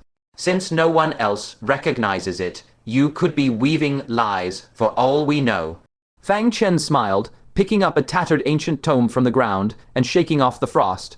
Read these characters aloud. And speak up. Wu Manu looked and saw several large characters on the cover in the mainstream script of the modern demon race. Upon recognizing the content, her fair face stiffened, and she muttered, it is but a cultivation method. It is of no importance. Fang Chen scoffed, yes, a cultivation method. One titled Compendium of Ancient Demonic Texts. Did you truly believe you were the only one capable of deciphering the language of the demonic races? You speak with such arrogance. He snatched the animal hide away and waved his hand in disgust. Step aside. Wu Manu's face shifted between pale and flushed. She knew that the only scoundrel capable of humiliating her time and again was this very man, Fang Chen. How do you know the language of the demonic race? When we set out, you were completely ignorant of it. She could not believe that in the span of a single day, Fang Chen had mastered the demonic script, let alone the obscure, ancient dialect of the Dayang clan. Fang Chen shrugged his shoulders. Take a guess. Wu Manu secretly gnashed her pearly teeth, her gaze sweeping across his chest, before she silently swallowed her burning resentment. Zia Chang leaned in, the intoxicating fragrance of her hair drifting toward him. Her beautiful face was adorned with bright eyes full of curiosity. Uncle Master, what is written on it? Fang Chen gazed at the script on the hide and chanted, it seems to describe a location. The rough meaning is, clouds of the west shroud heaven and earth. At midnight the tolling bell resounds. Good and evil diverge into two paths. Seek refuge before the Buddha. Finishing, Fang Chen frowned. It is all metaphor, mysterious and cryptic, and it seems there is a second stanza. He cast a glance at the bottom of the hide, where a clean, neat cut suggested that a portion of the text was missing. Habitually, he looked toward concubine Yunxia's heaving bosom. Having touched her for so long, was there anything left he hadn't discovered? Concubine Yunxia's ethereal face flushed crimson as she said in shame and anger. Fang Chen's weathered face turned red. It was true, he had touched everything, and there was nowhere left to hide. "Where is the second stanza?" Fang Chen asked. Concubine Yunxia gave a soft huff and turned her body away, but fearing Fang Chen might act recklessly, she replied, "It is in the hands of Chun Nai." Chun Nai, Qiu Shengnan was slightly startled. Chun Nai, one of the 4 great demonic kings. With the addition of the sea enchantress, there must be 5 now. Concubine Yunxia nodded slightly and said with indifference, "If you desire it, go and seek her yourself." Fang Chen held the hide, contemplating, but ultimately refrained from asking Concubine Yunxia the meaning of the 4 lines. She would likely not speak the truth, so there was no need to waste his breath. "Very well, pack your belongings and let us depart. We are, after all, deep within the territory of the demonic race. It is not wise to linger." Zia Chang'e pointed toward concubine Yunxia, whose hands, feet, and neck remained bound. "What shall we do with her?" Fang Chen replied, "Simple, I shall carry her." He bent his waist, preparing to hoist her onto his shoulder. "Get away, concubine Yunxia, bit her lip. I can walk on my own." She had once visited a human market and observed old farmers from the mountains carrying piglets over their shoulders in such a fashion, so under the strange gazes of the group, she proceeded by hopping on her legs. Zia Chang'e muttered, "Why do I feel that being carried on Uncle Master's shoulder would be far more elegant?" The group pressed onward, carefully recovering the remains of the 7 Sect's elders they encountered along the way. Finally, at the exit, Hua Zhangchen and Lai Shiqian waited anxiously. The others had gone inside, while they were left to guard the entrance, ensuring no demonic reinforcements arrived to trap them like turtles in a jar. The iron-clawed golden wolf muttered to itself, HMPH, with such a commotion, concubine Yunxia has surely fled. What is my little cutie hoping for? Does he think he can actually drag her back? It suddenly shuddered, for Fang Chen and the others had returned. Walking at the rear, Fang Chen carried a delicate, snow-clad figure on his shoulder, her ethereal face brimming with unbearable shame. After hopping for half the journey, her existing injuries caused her legs to go numb, so she ultimately yielded to Zia Chang'e's suggestion and let Fang Chen carry her back. Fang Chen casually tossed her before the iron-clawed golden wolf, causing concubine Yunxia to let out a sharp hiss. This scoundrel is he unloading cargo to treat her in such a manner? Suddenly, concubine Yunxia caught sight of the dazed iron-clawed golden wolf and immediately understood why the humans had found her location. Her jade face turned cold. "You actually betrayed me to the humans. This truly takes me by surprise." As the deputy captain of the Imperial Guard, the iron-clawed golden wolf's loyalty was beyond doubt, and it had been trained specifically to endure torture. Even if beaten to death, it could withstand the agony. It was unexpected that the iron-clawed golden wolf would prove to be the exception. "It wasn't me, truly it wasn't." The iron-clawed golden wolf panicked. "I swear to the heavens, I did not utter a single word regarding your whereabouts." Uttered, concubine Yunxia was sharp-witted. Word games were futile in her presence. The iron-clawed golden wolf grew guilty, sheepishly saying, "You cannot blame me. This little bastard possesses mine reading arts." Slap, a palm strike, imbued with poison from Fang Chen, was the response. The iron-clawed golden wolf jumped in pain, its face wearing an expression as if it had seen a ghost. "You have learned the language of the demonic race." Seeing Fang Chen did not move, it probed Fang Chen. "Still no reaction, little cutie." "Still nothing? Ha ha, you little bastard. You cannot understand it at all." Slap, the iron-clawed golden wolf received another palm strike, which poisoned it so severely it collapsed, frothing at the mouth. Its eyes went wide. You really can understand." Fang Chen looked at concubine Yunxia and suggested with sincerity, "Your demonic race should add a basic intelligence test to the selection criteria for deputy captains of the Imperial Guard." Concubine Yunxia rubbed her temples. "I agree with this suggestion." No wonder her location was exposed. With such an eccentric deputy captain, it was a miracle from the heavens that she had remained safe until now. "Everyone mount up. We are returning to the Boundary Mountain." The group leaped onto the back of the demonic wolf. This time, with the added presence of the 9 Sect's elders and concubine Yunxia, it was quite crowded. Even though concubine Yunxia had tried her best to shift toward the rear of the wolf, she remained pressed tightly against Fang Chen's arm. This made her extremely uncomfortable, and she furrowed her brows repeatedly, casting glances of intense dissatisfaction his way. Fang Chen, who was meticulously examining two seemingly distinct types of demonic emperor's blood essence, one encased in amber and the other held within a jade casket, found himself repeatedly disturbed by her presence, rendering him utterly speechless. He retorted, "You are no maiden in her prime, whence these endless pretensions? Sit if you wish. If not, you may well hang from the demonic wolf's neck." Consort Yunxia's hands, as fair and pristine as polished jade, clenched tightly. The accumulated fury she had harbored over an entire year paled in comparison to the vexation she had endured in just half a day since encountering Fang Chen. "Were you truly dispatched to this place, merely to deliver the demonic emperor's blood essence?" Fang Chen suddenly inquired. He gazed intently at the jade casket, which contained over 100 drops of demonic emperor's blood essence, a thread of suspicion beginning to weave itself into his eyes. Qiu Shengnan, who had been ahead, turned her head in surprise. "Why pose such a question?" she queried. "Was not this very intelligence extracted from the maw of the golden, clawed iron wolf by your own hand?" The golden, clawed iron wolf, running below, let out a series of gurgling howls, its face pointed skyward in indignation. "Not from my maw, but from my heart," the wolf howled. "By mouth I remain a loyal wolf of the demonic clan. A wolf I am born to the demonic clan. A ghost I shall die for the demonic clan. I was merely deluded by others." Yet, before it could finish its protestations, Fang Chen raised a fist and delivered a swift blow to its back, forcing it into silence. Gazing intently at the jade casket, Fang Chen mused aloud, "Within this casket lie no less than 200 drops of demonic emperor's blood essence. Yet, up to this point, the beast kings who have assaulted Boundary Mountain surely do not number even 200, do they?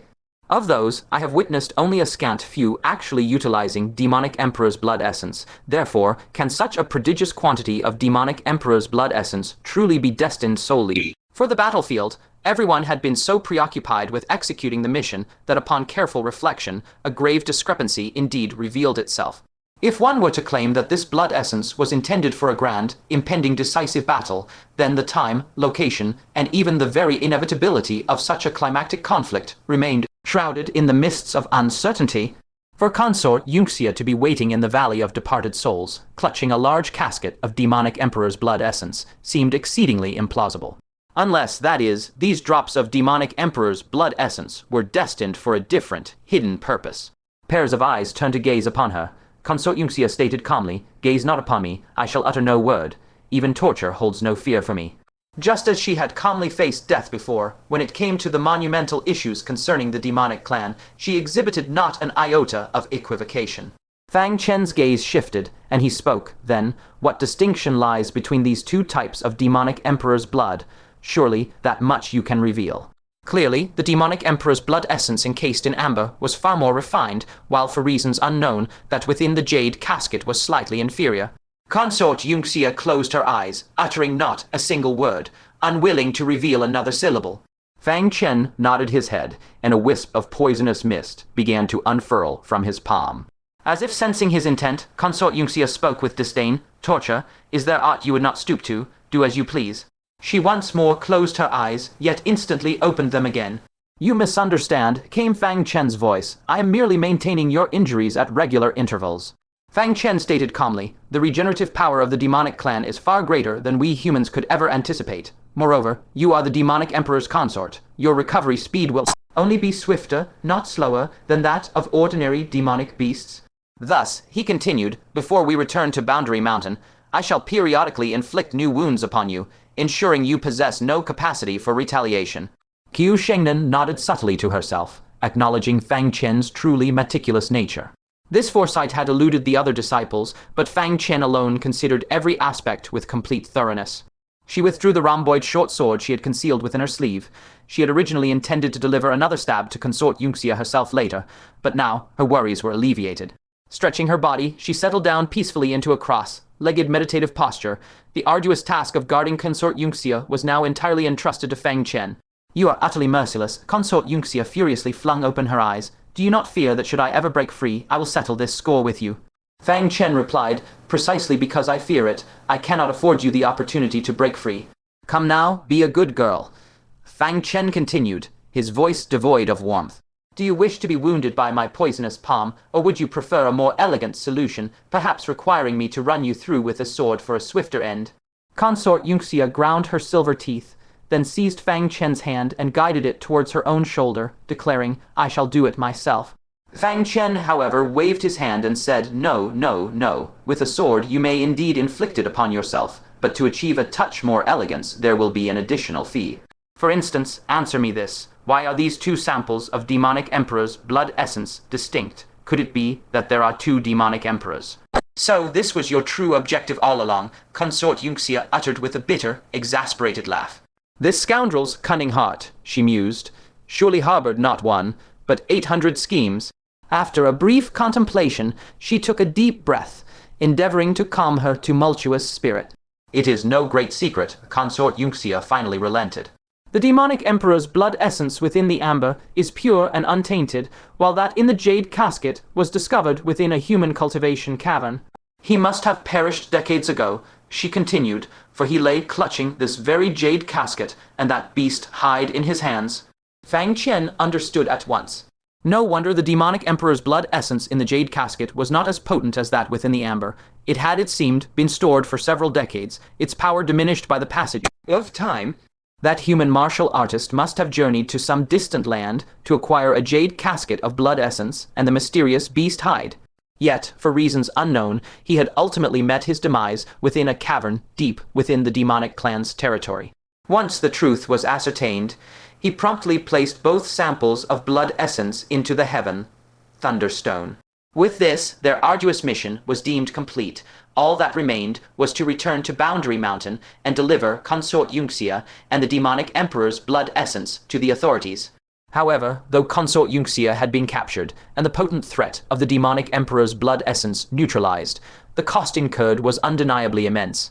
7 revered elders, alongside Fang Taiji, one of the human race's top 5 cultivators, had all perished in the crucible of battle. This blow to the human race's side was not to be underestimated.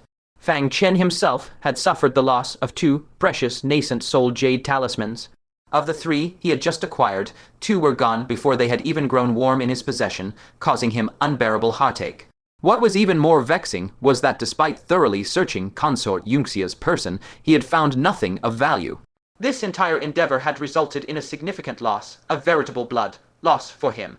At this moment, Wu Manyu suddenly turned her head and clasped her fists in a gesture of respect towards the gathered individuals. "This mission has been brought to a successful conclusion," she declared. "I commend your arduous efforts, esteemed companions. I intend to return to the Pavilion of Heavenly Secrets from this point forth," she continued, "and thus I shall part ways with all of you." Boundary Mountain lay directly to the south, while the Pavilion of Heavenly Secrets was situated to the southeast. If Wu Manyu wished to return to the Pavilion of Heavenly Secrets, traversing a portion of the demonic clan's territory from their current location was the shortest path. To return to Boundary Mountain, however, would require an additional day's detour. Fang Chen ardently wished for Wu Manyu to depart swiftly. For every moment this woman lingered, he would be compelled to maintain his guard for another moment. "Farewell, then." Fang Chen waved his hand with an air of impatience. Wu Manyu cast him a scathing glance. "Heartless wretch," she chided, "if you are so capable, then perhaps you should return the opportunity for cultivation in the venerable pavilion, Lord's Tribulation grounds, to me." For this arduous mission, the disciple's reward was none other than the coveted chance to venture to the Heavenly Secrets Pavilion and seize this invaluable opportunity for cultivation. The very tribulation lightning that Fang Chen so desperately lacked might find its ultimate replenishment within these sacred grounds. All right, Fang Chen drawled, offering a languid cupped fist salute. "My profound gratitude to senior sister Wu for this venture." Wu Manyu gave a delicate snort through her exquisite nose. Such insincere expressions of gratitude are best left unspoken. Her gaze fell upon the remains of the 7 fallen elders, and a flicker of sorrow crossed her features. "I am deeply ashamed," she declared, "for I shall now return to the Heavenly Secrets Pavilion, whilst you all must continue to battle upon this blood-soaked field, where life and death hang by a thread. This parting today may well be eternal. Manu possesses naught else to bestow upon you, so let these life-preserving treasures be distributed amongst you. Should any among you survive by their aid, it shall be Manu's profoundest merit." She unfastened a pouch from her waist, opened it, and laid its contents before the gathered assembly. "Each of you may choose one item," she announced. "Consider it Manu's humble token of sincerity. Do not hesitate to accept." Upon beholding its contents, the assembled cultivators gasped in astonished unison. Magical artifacts imbued with the very essence of space. What, there are even spatial scrolls. Fang Chen, moreover, spied within the pouch a life, preserving jade figurine precisely like one he had once employed. "These are truly wondrous treasures," he exclaimed, a hint of disbelief in his voice. "You genuinely intend to bestow them upon us?"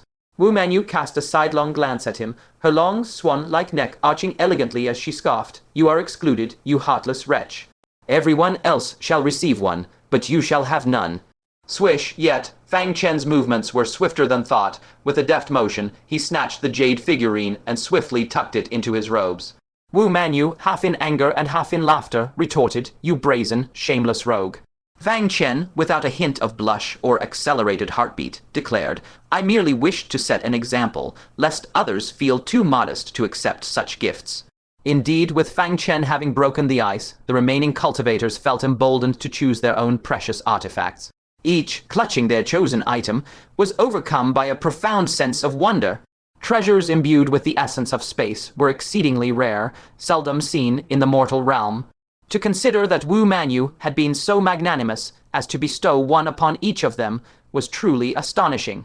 Wu Manu gathered the remaining items back into her pouch, and with a sigh of relief announced, "Since everyone has made their selection, Manu shall take her leave." "May we meet again, esteemed companions?" She offered a respectful cupped fist salute to the assembly. Liang Feiyan, his face etched with a hint of apology, bowed and saluted. "May senior sister Wu have a smooth journey. I humbly request your forgiveness for any misunderstandings I harbored towards you previously."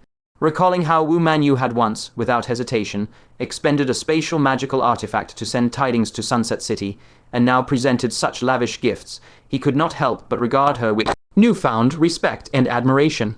Wu Manu turned her gaze upon him, and a peculiar, unsettling smile suddenly bloomed upon her lips. For junior brother Liang to utter such words, this senior sister is deeply gratified, she purred, but alas, it seems junior brother Liang is about to be sorely disappointed. Her eyes narrowed into mischievous slits as she laughed, resembling a cunning little fox whose grand scheme had finally come to fruition. A dire premonition. Liang Feiyan, Xia Keoj, and others who knew Wu Manu's true nature felt their hearts lurch violently, and immediately sought to cast aside the spatial magical artifacts they held. Snap! With a crisp flick of Wu Manu's finger, a faint ripple of spatial fluctuation shimmered across the surface of the spatial magical artifacts clutched in their hands before they could even be cast away. In that infinitesimal instant, everyone was utterly ensnared by spatial confinement. Liang Feiyan remained frozen in the act of discarding his spatial treasure, while Xia Keoj was poised, sword in hand, calmly attempting to bat away the spatial magical artifact. The others, too, were captured mid-expression of shock, or in the midst of retrieving their own spatial artifacts. They had all been rendered motionless, transformed into living statues. Wu Manu crossed her arms over her chest, laughing with unrestrained glee, her mirth causing a cascade of alluring tremors across her bosom. "Hehe, did you truly believe that I, Wu Manu, would genuinely bestow gifts upon you out of sheer benevolence? These treasures are barely sufficient for my own needs. How could I possibly have any to spare for you?" With long, deliberate strides, she approached Liang Feiyan and snatched the spatial magical artifact from his motionless hand, returning it to her own pouch. She then proceeded to reclaim those held by Xia Keoj and the others. Next, she arrived before Zhao Wuji and Qiu Shengnan, meeting their expressions of arrested indignation with a beaming smile. "My apologies, esteemed elders," she chirped. "This junior had no intention of trifling with you, but without such a charade, that cunning little fox, Fang Chen, would never have fallen into the trap." With a laugh, she retrieved their spatial magical artifacts, then spun around, fixing Fang Chen with a cold, triumphant sneer. She burst into a resounding peal of triumphant laughter. "Junior brother Fang, you little scoundrel, you slippery trickster, you vile wretch. Were you not renowned for your cunning?" She strode forward, pinching his handsome, frozen face, sparks of fury igniting in her eyes. "Speak, why do you not speak now? Did you not revel in schemes against me? Why have you ceased to move? Where is the imposing might you displayed in Skybreak Chasm when you snatched the demonic core of the Beast King from my grasp? Where is the shrewd intelligence you exhibited when you tricked me into diverting the demonic moon priest, using me as a decoy to draw his infernal might? Where is the smug triumph you harbored when you coaxed me into opening the hidden spatial realm and pilfering my jade figurine? I, Wu Manu, have I ever suffered such numerous grievances, and all at the hands of the very same individual. Do you truly comprehend the depth of my desire to tear you limb from limb? She gnashed her pearly teeth, her eyes ablaze with fiery rage, as she unleashed the torrent of resentment that had accumulated within her over the past month. To exact this singular vengeance, I willingly volunteered for this perilous mission, and painstakingly contrived to lure you into its depths. To lower your ever-present guard, I meticulously maintained an image of propriety and unwavering diligence, all solely to await this precise moment. Do you comprehend the sheer agony of my prolonged forbearance? At this moment, her joy was unprecedented, surpassing even the elation of discovering ancient ruins or obtaining countless treasures. A profound sense of vindication surged through her, as if she were soaring into the ninth heavens. Consort Yunxia was the only one who had not received a spatial magical artifact. Thus, she was spared from the treacherous plot. Her eyes flickered as she spoke. It seems you also harbor a grudge against this little bastard. Hand him over to me. I shall deal with him myself. Tongues of flame seemed to erupt from Consort Yunxia's eyes. Wu Manu giggled enchantingly. Did you hear that, Fang Chen? It seems there is no shortage of people who wish to tear you limb from limb. Very well, let Consort Yunxia be the one to strike. Swinging her hips, she approached Qiu Shengnan and fumbled through her robes until she found the key to the dragon, binding lock. Joy flashed in Consort Yunxia's eyes as she said, "My thanks. I shall reward you handsomely once this is done." She glared coldly at Fang Chen and huffed. He who follows the Tao finds much support. He who abandons it finds none. Fang Chen, you never dreamed that retribution would arrive so swiftly, did you? Within her mind, images of Fang Chen being ruthlessly tortured and weeping for mercy had already begun to manifest. Wu Manu approached, dangling the key in her hand. Just as Consort Yunxia eagerly reached out with both hands to receive it, Wu Manu pulled open Fang Chen's waistband and tossed the key inside. Consort Yunxia froze, her brow furrowing as she glared at Wu Manu. What is the meaning of this? Wu Manu spoke playfully. I am merely granting you an opportunity for vengeance. Since Fang Chen touched you, you should touch him back as well. Consort Yunxia only then realized that she had been toyed with. Madwoman, she snapped in indignation. Wu Manu's smile vanished, replaced by a sudden chilling frost. Her fingers curled into a claw, seizing Consort Yunxia by the throat. She said coldly, "What manner of creature do you think you are? You dare to snatch the man that I, Wu Manu, intend to play with. Be gone with you!" With a flick of her hand, she hurled Consort Yunxia off the demonic wolf. Then, with a beaming smile once more, she slowly reached into Fang Chen's robes and retrieved the jade figure. Tusk, tusk, tusk, my belongings are not so easily taken. Following that, she reached in again and withdrew a jade casket. It was covered in seals. Undoubtedly, it was the final Nascent Soul Jade Talisman. A radiant smile graced her face. Originally, I intended to seize all 3 of your Nascent Soul Jade Talismans. Alas, only this last one remains. I shall take it without ceremony. She continued to slowly grope within his robes with a faint, playful smile, her eyes brimming with mockery. You little bastard, you possess no small amount of luck with the fair sex. After touching Consort Yunxia, you have your senior sister touching you. It seems you have claimed all the blessings in the world for yourself. As her hands roamed, she soon produced the heavenly thunderstone. The smile on her face grew even more pronounced. Giggle, so this is your spatial storage artifact, a natural one at that, opening without the need for an incantation. Hee, your senior sister shall take this as well. The treasures upon Fang Chen's person were not even a fraction less than those held by Wu Manu. This discovery filled Wu Manu with immense surprise and joy. Yet she still refused to cease, her porcelain, white hand wandering downward from his chest. Suddenly, she felt something furry and warm. She paused in confusion. What is this object? She grasped the fur, attempting to drag it out. Suddenly, a piercing pain shot through her finger. Something had actually bitten her. She swiftly withdrew her hand and retreated in haste. How could this be? The spatial fluctuations from Fang Chen's hand had sealed him and his surroundings. How could there be a living creature in his bosom that was unaffected and could even bite her? She looked down at her finger. The skin of her index finger had been bitten through, and blood was flowing out incessantly. Had the bite been any deeper, she would have lost the finger entirely. Both shocked and enraged, she drew her sword, intent on forcing the creature out to see what it truly was. But at that moment, the forms of Qiu Shengnan and Zhao Wuji flickered as they began to break free from the spatial shackles. Wu Manu's expression shifted. The effect of the spatial freezing was about to end. If she did not depart now, she would be unable to escape. Reluctantly, she sheathed her sword and glared venomously at Fang Chen. "Brat, I wanted to play with you a while longer. Consider yourself lucky this time." She immediately retrieved a spirit boat from her spatial storage artifact, leapt upon it, and sped into the distance. One by one, the others also shattered the spatial freeze. While in the frozen state, their bodies were immobilized, yet their consciousness remained unaffected, allowing them to perceive everything unfolding around them. Qiu Shengnan leaped up in a fit of rage, bellowing, "Audacious Junior!" Zhao Wuji also broke free, drew his sword, and vaulted off his spirit beast to give chase. He roared. Junior halted once. Xia Keoj and the others shook off their restraints, their faces etched with annoyance. It was not that they grieved for the loss of their magical artifacts, but rather they were incensed at having been subjected to such a clandestine maneuver. The last to break free was Fang Chen. Seeing Fang Chen rise, Wu Manu piloted her spirit boat into the distance, giggling as she brandished the jade spatial token in her hand. "Junior brother Fang, I shall accept this jade token. Your senior sister shall love you forever." Across a span of 100 zhang, she blew him a playful kiss. Utterly shameless, Qiu Shengnan was boiling with fury.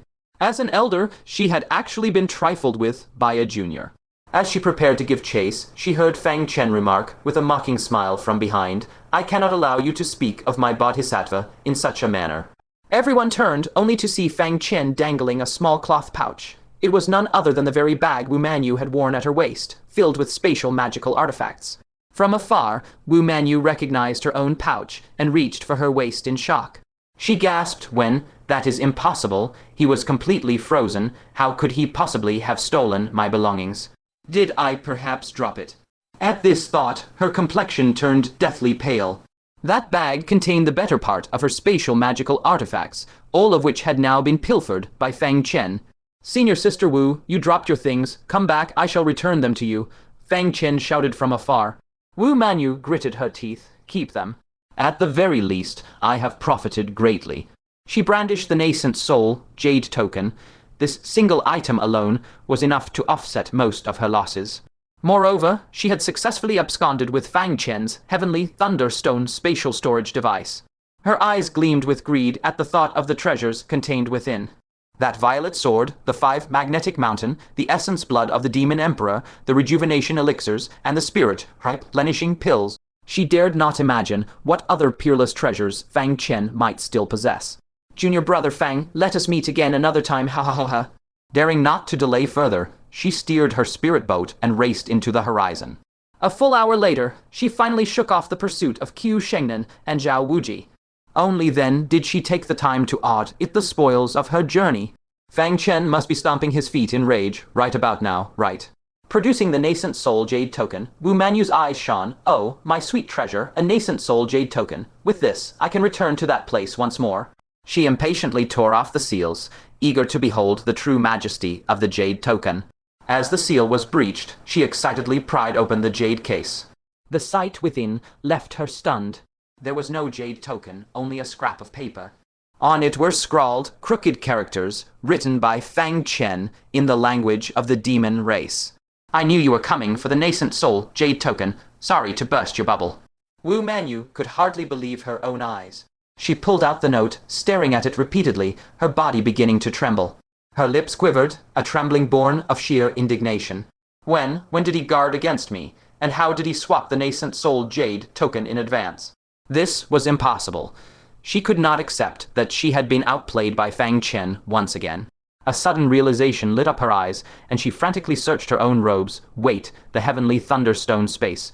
Even if he swapped the token, surely the true Nascent Soul Jade token must be kept safely inside the spatial storage device, right? Since I have the heavenly thunderstone space, aren't all the treasures technically in my grasp? At this thought, she laughed wildly again. "Fang Chen, for all your schemes, you never calculated that I would seize your heavenly thunderstone space as well." Yet her expression stiffened instantly, her bosom was empty. "No, where is the heavenly thunderstone? I explicitly tucked it deep into my robes for safekeeping." She groped and groped, yet her hands found only emptiness.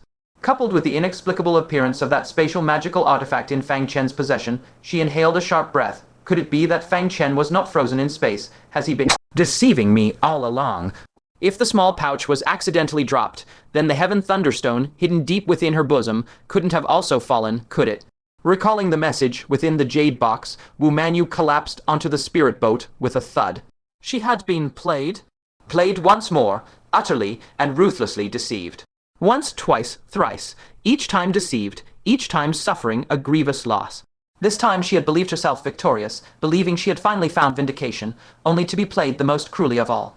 Fang Chen, she pounded the ship's railing with both hands, roaring towards the heavens in utter despair. Poof, the unvented rage caused her blood to surge wildly, ultimately triggering internal injuries, and she coughed up a mouthful of bloody mist on the spot. As a result, her eyes rolled back, and she collapsed within the spirit boat. On the other side, the little Killen nestled in Fang Chen's arms, adjusting its posterior for a more comfortable position before continuing to sleep, its tiny claws clutching the heaven thunderstone. Fang Chen smiled faintly. Opening the small pouch, he said, "The Lady Buddha has left us a pouch full of spatial magical artifacts. Everyone, be my guest and take one. Do not disappoint her good intentions." Having dealt with Wu Manu so many times, the moment she twitched her behind, Fang Chen knew she was concocting some malicious scheme. What was the objective of inviting Fang Chen to carry out this mission? It was crystal clear: the Nascent Soul Jade Talisman. Therefore, he had prepared a contingency long ago. As for her heartfelt generosity in giving away items, Fang Chen secretly rolled his eyes. Wu Manu was indeed impeccable on matters of great principle, but that did not mean she had shed her selfish nature. Distributing her own spatial treasures to others, this was not Wu Manu's style. Thus, he secretly awakened the little Killen, instructing it to remain vigilant. As expected, this woman was brimming with wickedness. While she leapt off the demonic wolf, the little Killen seized the opportune moment and retrieved the heaven thunderstone. And incidentally, it used the power of space to retrieve the small pouch from her waist. The crowd was overjoyed. Qiu Shengnan smilingly reclaimed the spatial magical artifact she had previously chosen, saying, "Wu Manu is truly a filial and virtuous child." Even Zhao Wuji shamelessly took back his previous selection, clearing his throat and saying, "Fang Chen is right. I cannot disappoint her good intentions." Xia Keoj and the others also cheerfully reclaimed their spatial magical artifacts, praising Wu Manu to the heavens. Each one called her a good senior sister, a reincarnated bodhisattva, and the greatest philanthropist of the Heavenly Secrets Pavilion. Fang Chen even smiled as he stuffed the remaining spatial magical artifacts into his own pockets. With these, his life-saving measures would not only increase, but also become quite diverse. Senior Sister Wu is truly my lucky star. Every time she visits, she bestows gifts upon me, each time more generous than the last. Having lost 2 Nascent Soul Jade Talismans, Fang Chen had finally managed to recoup some of his losses. He was somewhat looking forward to collaborating with Wu Manu again. "Junior brother Fang, come over here." Liang Feiyan slid off the demonic wolf, speaking mysteriously. Everyone heard it. Glancing at the two, they feigned ignorance. Fang Chen's lips twitched. "The demonic wolf's back is so small. What secrets could there possibly be?" He jumped down, saying, "What is it?" Liang Feiyan retrieved a scroll from her sleeve, quickly thrusting it into Fang Chen's hands, saying, "I wanted to give this to you secretly, but I never had the chance. Take your time to look at it." Fang Chen opened a corner of the scroll, glimpsed a line of text, and his pupils constricted involuntarily. Sword Control Art, the lower scroll. Back in the Broken Sky Canyon, Liang Feiyan had promised to find an opportunity to help Fang Chen transcribe the lower scroll of Sword Control Art. Because his memory was not entirely accurate, he needed the assistance of the Sect's elders, who had seen the scroll to help him make corrections. Many myriad Sword Sect elders had come to the Boundary Mount in this time. He had spent several days finally correcting the lower scroll, word for word, without error. "Thank you so much, Senior Brother Liang. This is exactly what I needed." Fang Chen was overjoyed beyond measure. The might of the upper volume had gradually become insufficient to contend with increasingly formidable foes. He had yearned for the lower volume for far too long. "Onward hasten our journey," he urged, his heart burning with impatience to peruse the lower chapter of the Sword Control Art. Abruptly, he realized that Consort Yunxia still lay discarded within the snowdrift. Pitiful was she, her limbs bound tight as she lay motionless in the snow. Within a mere half-hour, her skin had turned a frigid crimson. "I nearly forgot your existence," he remarked. With a swift motion, Fang Chen hoisted her up and cast her onto the back of the demonic wolf. Just as he prepared to leap onto the beast and depart, he sensed an unsettling anomaly. Narrowing his eyes, he spoke. "Consort Yunxia, were you perhaps a bit too compliant just now?" She had remained silent for so long within the snowdrift. Could she have been brewing some hidden scheme? Exposed by Fang Chen, panic flickered in Consort Yunxia's eyes as she snapped in fury. Why do you not simply perish? That she could not deceive Fang Chen felt like a cruel injustice of the heavens. Fang Chen's gaze swept across the area, coming to rest upon the snow where the consort had lain, a trace of a smile touching his eyes. Within the human-shaped depression in the snow, Consort Yunxia had used her own residual blood to silently scribe several characters of the demon race. "Toward the boundary mountain, rescue me with all haste, Yunxia." Without a word, Fang Chen ground his foot into the lines of text, scattering them until they were illegible. He then swept a layer of snow over the spot, completely obscuring the message. Then, with a decisive leap, he mounted the back of the demonic wolf. His voice carried a hint of urgency. "Quickly, we must depart at once." Reinforcements for Consort Yunxia were nearby, and they were formidable. Knowing full well the strength of their party, she still dared to leave a message. It was evident she judged her reinforcements to be superior in power. This was ill tidings indeed. They had to reach the boundary mountain with all haste. The expressions of the group turned solemn. While one steered the demonic wolf, the others maintained a vigilant watch over their surroundings. Meanwhile, Fang Chen held the lower volume of the sword control art, immersing himself in its profound insights. Unbeknownst to them, after their departure, the blood-stained characters Fang Chen had ground away actually coalesced once more, emitting ripples of sanguine light that spread toward the horizon. Half a day passed. Having sensed no pursuers and nearing the boundary mountain, the group began to relax their guards slightly. After half a day of contemplation, Fang Chen finally attained a thorough comprehension of the lower volume. It was truly inconceivable. Once mastered, this volume allowed one to fly upon a sword, a feat typically reserved for those in the nascent soul realm. A surge of secret joy welled up within his heart.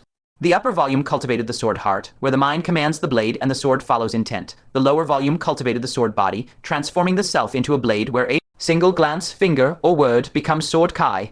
With the heart and body unified, one could traverse the heavens upon a sword, peerless and invincible. It seemed that even Senior Zhu Qingyong had not fully mastered the sword body. Fang Chen recalled that when Zhu Qingyong pursued the silver-winged thunderbird, he had raced across the earth rather than taking to the skies on a sword. The reason likely lay within a grueling requirement of the lower volume, sword kai body tempering. This so-called sword kai body tempering involved using the potent sword kai within a blade to refine one's physical form, thus forging the sword body. Ordinary sword kai could not meet the requirements of this cultivation. Only the essence within a spirit tool, grade sword, would suffice. Was the creator of this sword technique perhaps afflicted in the mind? Even though he possessed the means to cultivate it, Fang Chen could not help but mutter a word of silent mockery. Who below the nascent soul realm would be worthy of possessing a sword of the spirit tool grade? How precious were spirit tools! Even a being as powerful as a nascent soul realm, evil spirit had perished for the sake of a low-grade spirit tool, the ancient mirror of heart reflection. And for those beyond the nascent soul realm, who could already tread upon the void, what need was there to practice sword flight? He surmised that Senior Zhu Qingyong must have also directed a few choice words toward the progenitor of this technique. This sword flight technique, which a golden core cultivator could not practice and a nascent soul cultivator would disdain, was as superfluous as a tasteless chicken rib. Fang Chen was caught between laughter and exasperation. Fortunately, he alone possessed the necessary conditions to cultivate this technique. He wondered what manner of awe-inspiring sight it would be when he finally took to the skies on his sword. Immediately, he prepared to draw the purple sword and utilize its sword kai for body tempering. But at that moment, the demonic wolf suddenly shuddered, causing a violent jolt upon its back. Fang Chen's brow furrowed. What has occurred? The golden, clawed iron wolf scanned the surroundings in terror, howling at the top of its lungs. Senior brother on the other side, we are of the same kin. Aim carefully before you strike. Swoosh! Fang Chen surged to his feet, his expression shifting drastically. Beware, something approaches. The golden, clawed iron wolf was at the 6th level of the golden core realm. What manner of entity could strike such fear into its heart? Scanning the surroundings, everything was a vast expanse of white. Nothing seemed to be approaching. Yet, Fang Chen gradually sensed a faint, ethereal danger drawing near. His eyes flickered with cold light as he tightened the dragon, binding cord without hesitation. The chain at the other end tightened around Consort Yunxia's snowy, white neck, constricting it mercilessly. A look of agony appeared on Consort Yunxia's face, yet her eyes swept the surroundings with a glimmer of hope. Her reinforcements had arrived. Fang Chen surveyed the area coldly. The sense of impending peril grew stronger in his heart, yet he could not pinpoint the enemy's location. Giving the cord another forceful tug, he barked, "Show yourself, or I shall strangle her where she stands." Suddenly, with a resounding crash, an eerie scene unfolded. 100 feet away, the ice layer abruptly shattered. A verdant, towering tree burst through the frozen ground, rising with a thunderous roar. In a mere moment, an ancient tree standing 60 meters tall, with a canopy like an emerald umbrella, appeared amidst the desolate, snowy landscape. Perched upon a branch sat a young girl with bare calves, clad in a green dress. Her features were delicate and charming, her hair as black as ink, and her eyes sparkled with agile spirit. She possessed the sweet, innocent aura of a girl next door. However, no one dared believe she was merely a simple young girl. With a single glance, Qiu Shengnen's heart trembled violently. "One of the 4 great demon kings, Chun Nai," she exclaimed in horror. Xia Keoj and the others felt their hearts shake with trepidation. The 4 great demon kings, each was in existence at the great perfection of the 9th level of the Golden Core realm. Fang Taiji was formidable indeed, yet even he might not emerge victorious in a clash against one of the 4 great demon kings. The young girl before them was, in truth, a terrifying demon king. Bracing herself against the tree, she watched the demon emperor's consort being held captive. Pain pierced her heart like a needle, and she clutched her chest in sorrow. "Consort, are you harmed?" She then turned an imploring gaze toward the group. "The consort is so kind, yet you villains treat her so. Release her at once, and I shall allow you to leave. Otherwise, I shall never forgive you." Tears shimmered in her eyes. Her fragile form and choked voice evoked a profound sense of pity and helplessness. Qiu Shengnen and Zhao Wuji exchanged glances, unable to shake the sudden, bizarre illusion that they were indeed the villains of this tale. After a brief exchange of thoughts, they said, "Fang Chen, should we negotiate with her? A demon king is not an opponent we can overcome." The implication was clear. They had to release Consort Yunxia to preserve their own lives. "Do not be deceived," Fang Chen warned. "She is a demon king." He was not swayed by the girl's outward appearance. Within the brutal hierarchy of the demon race, how could any who ascended to the rank of demon king be soft-hearted? Every single one had risen through a path paved with blood. Demon King Chun's apparent frailty was no weakness. On the contrary, it was likely her most lethal weapon. Those blinded by her facade would surely meet a miserable end. "Drop the act, fall back immediately, do not follow us, and do not dare use any tricks. If we die, Consort Yunxia shall be buried with us." He yanked Consort Yunxia before him, tightening his grip on her throat. Deprived of breath, Consort Yunxia's face flushed a visible, deep crimson. Chun Nai stamped her feet in distress, pleading tearfully, "Fine, fine, I will retreat. I beg of you, do not harm the consort." Sob, sob, wiping away her tears, she commanded the giant tree to recede. Consort Yunxia turned her head and fixed a piercing gaze on Fang Chen, speaking with grim resolve. "Chun Nai, ignore me, kill them all. Since death awaits me anyway once I am returned to Boundary Mountain, I would rather perish now and drag them down with me." Fang Chen lunged to cover her mouth, but he was too late. The tearful Chun Nai transformed in an instant. She wiped her eyes, her lips curling into a twisted grin as her features contorted into a malevolent mask. A morbid madness flickered in her gaze. With those words from the consort, "My heart is at ease. In that case, pray, die together."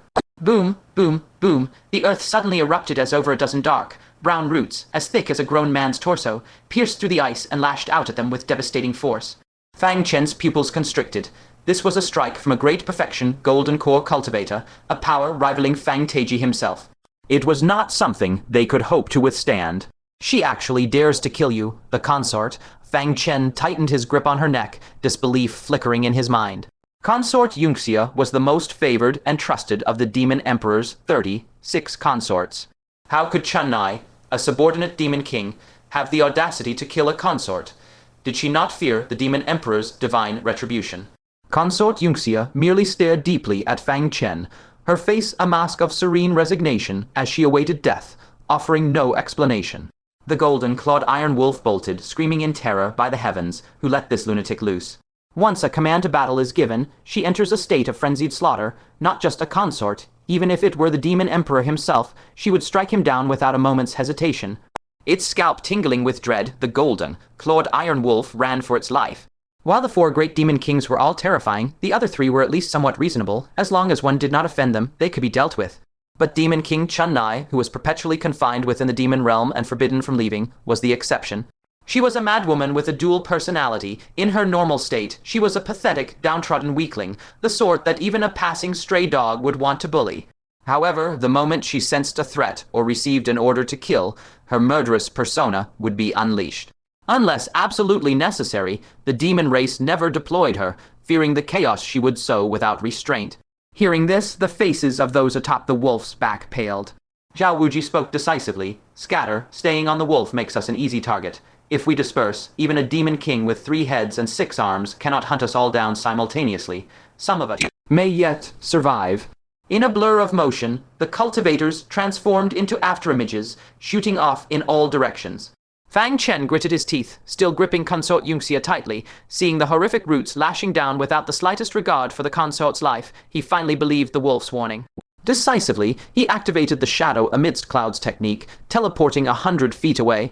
Crash, the roots slammed into the earth, carving a molten trench dozens of feet deep into the ice. The rising steam blurred the figure of Demon King Chun Nai as she slowly approached, making her form appear warped and flickering. Fang Chen inhaled sharply. Had that blow landed, Consort Yunxia would have been crushed into a bloody pulp. This lunatic truly cared nothing for the consort's life. Boom, boom, boom, more roots, like ferocious dragons, surged rapidly from beneath the earth, blasting the surrounding ice sheets several fathoms into the air. He had to escape. Consort Yunxia was not only useless for his survival, but carrying her was also a heavy burden. At this thought, lightning flickered in his palm as he raised his hand, striking fiercely toward her forehead. Consort Yunxia sighed softly, closing her beautiful eyes in resignation. As a consort of the demonic emperor, she held no further value. The human race would certainly not let her live, and slaying her was entirely logical. However, the expected pain never arrived. Instead, Fang Chen tossed her onto the snowy ground. Consort Yunxia opened her eyes, revealing a look of astonishment. "You are not killing me." Fang Chen cast her a cold glance, then turned and executed his movement technique to flee into the distance, declaring without a backward glance, "The debt of my junior uncle's life. Saving grace is paid. Should you fall into my hands again, I shall surely claim your life." His mission was to destroy the demonic emperor's essence blood. Capturing Consort Yunxia had been a fortuitous accident, and releasing her did not violate his mandate. With a whoosh, Fang Chen trod upon the white snow and vanished into the distance. Consort Yunxia sat up, gazing at Fang Chen's retreating silhouette with a flash of surprise. Given the decisiveness and ruthlessness Fang Chen had displayed throughout their journey, he should have killed her to prevent future trouble, yet he had actually let her go. Hearing the thunderous roar behind her, the massive commotion signaling an approach that grew not weaker, but stronger, she commanded without turning her head, "Stop." The chunny demon king, her features twisted in a mask of carnage, suddenly shuddered with a start. Her expression soon returned to normal, and seeing Consort Yunxia sitting in the snow, she hurriedly ran over, sobbing softly as she helped her up. Seeing the chains binding Consort Yunxia, especially the rough iron ones biting into her snow-white neck and drawing blood, she felt a pang of heartache as tears welled in her eyes. Consort Yunxia. "You are wounded?" She stamped her foot and blew gently on Consort Yunxia's neck. A rich vitality was exhaled onto the wound, miraculously causing it to heal completely, leaving not even a scar behind. Consort Yunxia stroked the chunny demon king's head. "Thank you." The golden, clawed iron wolf, watching from the side, was stunned, its eyes bulging to the size of copper bells. "Consort Yunxia, you can control the chunny demon king's personality."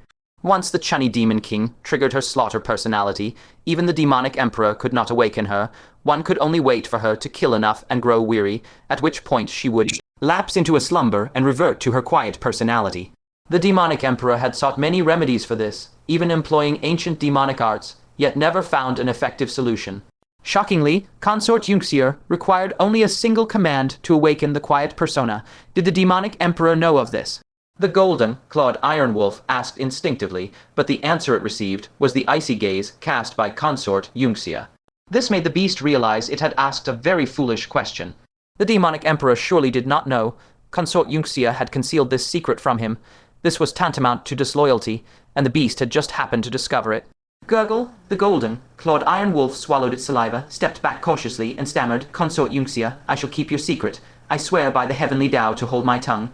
The expression in Consort Yunxia's eyes shifted several times, eventually settling into a helpless sigh. That bastard was right. The selection criteria for the Imperial Guard should include an intelligence test, and precisely because the golden, clawed iron wolf is a bit dim, Consort Yunxia decided to spare its life. Had it been someone too intelligent, someone easily threatened, they would already be dead. Consort Yunxia, which bastard wounded you like this? I shall exact revenge for you. The Chani Demon King pulled at the chains with both hands, attempting to break them, only to find that even with her strength as a Demon King, the chains remained motionless. Consort Yunxia looked toward the direction Fang Chen had fled, biting her silver teeth as a long, cold laugh escaped her lips. Hey, Fang Chen. You had better run fast. Pray you are never caught by me. The Chani Demon King was stunned, staring at Consort Yunxia with unfamiliar eyes. Was this still the gentle, quiet, and kind-hearted Consort Yunxia she remembered? How did she become like this? Do not pursue too desperately. Give him a sliver of hope, only to shatter it with absolute despair in the end. Consort Yunxia laughed coldly. I intend to play with him slowly. The golden, clawed iron wolf was dumbfounded. What had that cute little Fang Chen done to torture Consort Yunxia? A perfectly gentle and beautiful consort had been twisted into a vengeful woman. Meanwhile, Fang Chen continued to unleash his movement technique, leaping a dozen fathoms at a time across the vast, frozen wasteland. Fortunately, unlike the border mountains, where the snowy plains stretched boundlessly to the horizon, making one easy to spot, this region was filled with undulating ice mountains that obscured the view. After fleeing for a short while, his trail was hidden by the peaks. Fang Chen dared not relax even in the slightest. He was being hunted by a peak 9th level Golden Core Realm Demon King, and a manic one at that. The only thing that could counter her was his final Nascent Soul Jade Talisman. Using it on her would be a terrible waste. The critical issue was that, besides the Chani Demon King, there was also Consort Yunxia, who was rapidly recovering her strength. What, do you regret it now? I told you to kill that woman earlier. The Black Mirror evil spirit in his embrace gloated. Fang Chen replied, She may not necessarily catch me. While executing his movement technique, he draped the tortoise breath cloak over himself.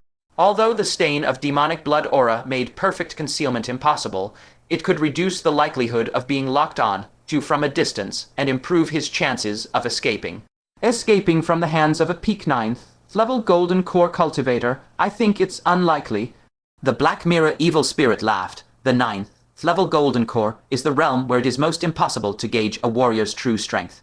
Some at the peak of the 9th level are truly nothing more than that, but others possess power that far exceeds the definition of the 9th level Golden Core. Fang Chen frowned deeply. He had sensed this very problem the moment Fang Taiji attacked. Fang Taiji, a cultivator at the Golden Core Realm perfection, stood far above those at the mere 9th layer of the Golden Core Realm. Though separated by merely a fraction of a level, the disparity in their power was as vast as the gulf between the heavens and the abyss. He had crossed paths with Golden Core 9th layer cultivators more than once. In the past there was Leng Gu, more recently Yao Yu. Yet neither could compare to Fang Taiji, whose very gaze forced men to retreat in terror, and whose casual wave could snuff out the life of a 7th layer Golden Core Realm expert. He harbored no doubt that if those two were to encounter Fang Taiji, their fates would be no better than the perished elders of the 7 sects. That is because countless cultivators are trapped at the Golden Core Realm perfection, forever denied the Nascent Soul Realm. How could the might of one who has just achieved Golden Core Realm perfection be compared to those trapped in that same state for years, or even decades? The latter may not have broken through their realm, yet their other facets of cultivation have reached an immeasurable depth. Fang Chen came to a sudden realization, so that is how it is. Golden Core Realm perfection is less a cultivation realm, and more a vast reservoir. Both new and old masters gather within it, and those who have cultivated within this state for endless years are as unfathomable as ancient leviathans slumbering in the abyss. Conversely, the 1st to 9th layers of the Golden Core Realm naturally ascend as spiritual energy accumulates. Their capabilities remain relatively predictable. Naturally, freaks of nature such as Fang Chen, capable of trampling those 2 or 3 realms above him, stand beyond such conventions. Among these two, one is a wood spirit that has manifested a demonic form. Her years of cultivation likely exceed my own, and her power is unfathomable. Another is a consort to the demon emperor of the silver fox lineage, possessing profound innate divine abilities and having weathered the heavenly tribulation. She is likely no inferior to demon King Chani. Placed amongst the golden core realm perfection experts, both of them stand at the very pinnacle, transcending far beyond the reach of Fang Taiji. Are you certain you can escape? You would do better to hang me somewhere conspicuous and let another find me. Fang Chen's brows furrowed deeply as he listened. Though Demon King Chunni's power remained an enigma to him, concubine Yunxia possessed the terrifying might to force Fang Taiji into surrender, a terrifying existence who would readily butcher her own kin just to secure fealty. Escaping their clutches would prove to be a trial far more perilous than evading the hunt of Yao Yu. If only I could master the sword flight. Fang Chen frowned inwardly. Possessing such a divine technique, scarcely any would be able to contest him, save for those of the Nascent Soul realm, or masters of Golden Core realm perfection, blessed with the power of flight. Then the hunt of concubine Yunxia and Demon King Chunni would hold no terror for him. Boom, boom, boom. Faintly, the sound of cracking ice reverberated from the distance, drawing ever closer. Fang Chen's heart jolted. They were upon him. So soon. It seemed it was quite unrealistic to rely solely on evasion and movement techniques. Continuing down this path, it would not be long before he was captured. 1,000 thoughts raced through his mind. A moment later, gritting his teeth, he veered away from the path to the boundary mountain and fled toward the southwest. With every stride, upon springing into the air, he would wave his sleeves, summoning a fierce gust of wind that swept the snow to erase his footprints, vanishing into the distance without leaving a single trace behind. Shortly thereafter, the ice shattered as a titanic ancient tree erupted from the depths of the earth, bearing Demon King Chunni and concubine Yunxia upon its boughs. The footprints are gone. Demon King Chunni rested her petite hands upon her brow, tiptoeing as she scanned the horizon. The earth was a vast expanse of white, and the footprints ended abruptly before them, as if the man had simply been swallowed by the void. Concubine Yunxia chuckled softly, nothing more than a feeble trick to conceal his tracks, a mere child's play. A faint silver light flickered within the depths of her pupils. Under her gaze, the seemingly pristine white ice revealed faint, buried remnants of footprints. This was the innate hunting aptitude of the Silver Fox clan, a gift capable of piercing through any shallow concealment. She gazed toward the southwest with a smiling visage. To capture you this swiftly would be far too dull. Soon, after pursuing the hidden tracks for some time, they stumbled upon an anomaly.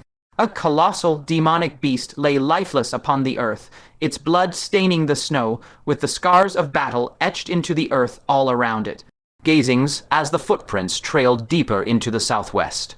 Concubine Yunxia let out a light huff. The southwestern region is the garrison territory of the demonic race. The further you tread, the more demonic beasts you shall face. Let us see how long you can flee. She sped onward, tracing the intermittent footprints as she gave chase. Moments later, she reached the precipice of a fathomless gorge. The final traces of his footprints stopped at the very edge of the abyss. Without a doubt, he had concealed himself within the gorge. The game of cat and mouse draws to its end. Consort Yunxia eagerly anticipated the look of utter bewilderment on Fang Chen's face when he was finally discovered. After all, despite the meticulous care he took to conceal his tracks, being hunted down regardless would surely leave him shocked, incredulous, and consumed by resentment. The mere thought of that scene made her heart swell with eager anticipation. Yet, just as she prepared to descend, her brow suddenly furrowed. Wait, something is amiss. Demon King Chunni blinked her eyes and asked, "What is wrong? Consort Yunxia, you are so formidable that you even found the footprints he hid so carefully. Could he possibly escape now?" Consort Yunxia frowned. Would a man as vigilant as Fang Chen allow himself to be caught so easily? Though their interactions were few, Fang Chen's wariness surpassed even that of ancient monsters.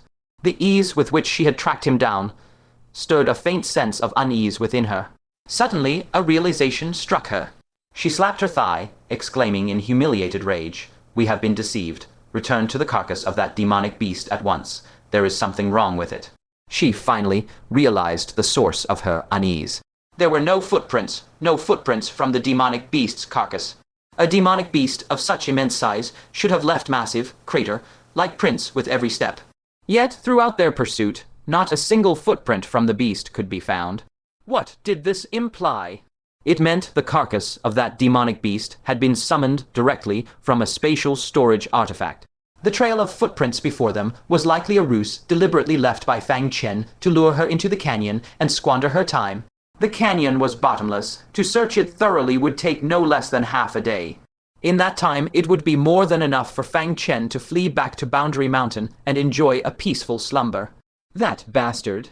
Realizing she had been played for a fool, sparks of fury ignited within Consort Yunxia's eyes. Return swiftly. I hope we are not too late. At that moment, the belly of the massive demonic beast carcass suddenly burst open. Fang Chen poked his head out and cautiously emerged from within the corpse. He glanced at the trail of destruction left by Demon King Chunny's massive footprints, which led exactly in the direction he had lured them. A sense of relief washed over him. He chuckled. I never expected that the intact demonic beast carcasses I casually collected in Skies Evering Canyon would prove so useful. The Black Mirror evil spirit in his arms marveled. You truly are a damn genius. To think you actually deceived two beings at the peak of the 9th level of the Golden Core Realm. By concealing your tracks, you deliberately led them into the smug trap of believing they had successfully locked onto you. Then, their focus was so fixated on those hidden footprints that they overlooked all other suspicious signs, didn't they? Fang Chen did not deny it, stating, as you say, they are indeed top-tier experts among those at the peak of the 9th level of the Golden Core Realm. Edit. More Just when you thought Fang Taiji couldn't possibly project more boomer NPC energy, this fossil literally team kills his entire raid group to simp for a demon waifu, only to get instantly rejected and subsequently flattened by Fang Chen, dropping a literal mountain on him. Fang Chen didn't just break this man's Dao heart, he uninstalled his whole operating system. Dropping the I totally ganked your favorite disciples and looted your sect's sacred ground lore right before decapitating him. Maximum disrespect. Absolute savage behavior. But the real 4D chess MVP today is Fang Chen's Mac Stout Sleight of Hand skill tree. Wu Manu thought she pulled off the ultimate betrayal, acting all smug while looting his inventory, only to open her prize and find a sticky note. Our guy reverse, Bic, pocketed her entire spatial bag stash while she was busy gloating. She thought she was the mastermind, but she was just a loot goblin delivering free gear. And Demon King Chun Nai. Popping out like a cute anime girl before instantly turning on friendly fire to Ao E-nuke her own VIP escort. Turns out the real heavenly tribulation isn't lightning, it's trying to survive your own squad's negative IQ in this absolute circus of a cultivation realm. Thumb up, thumb down.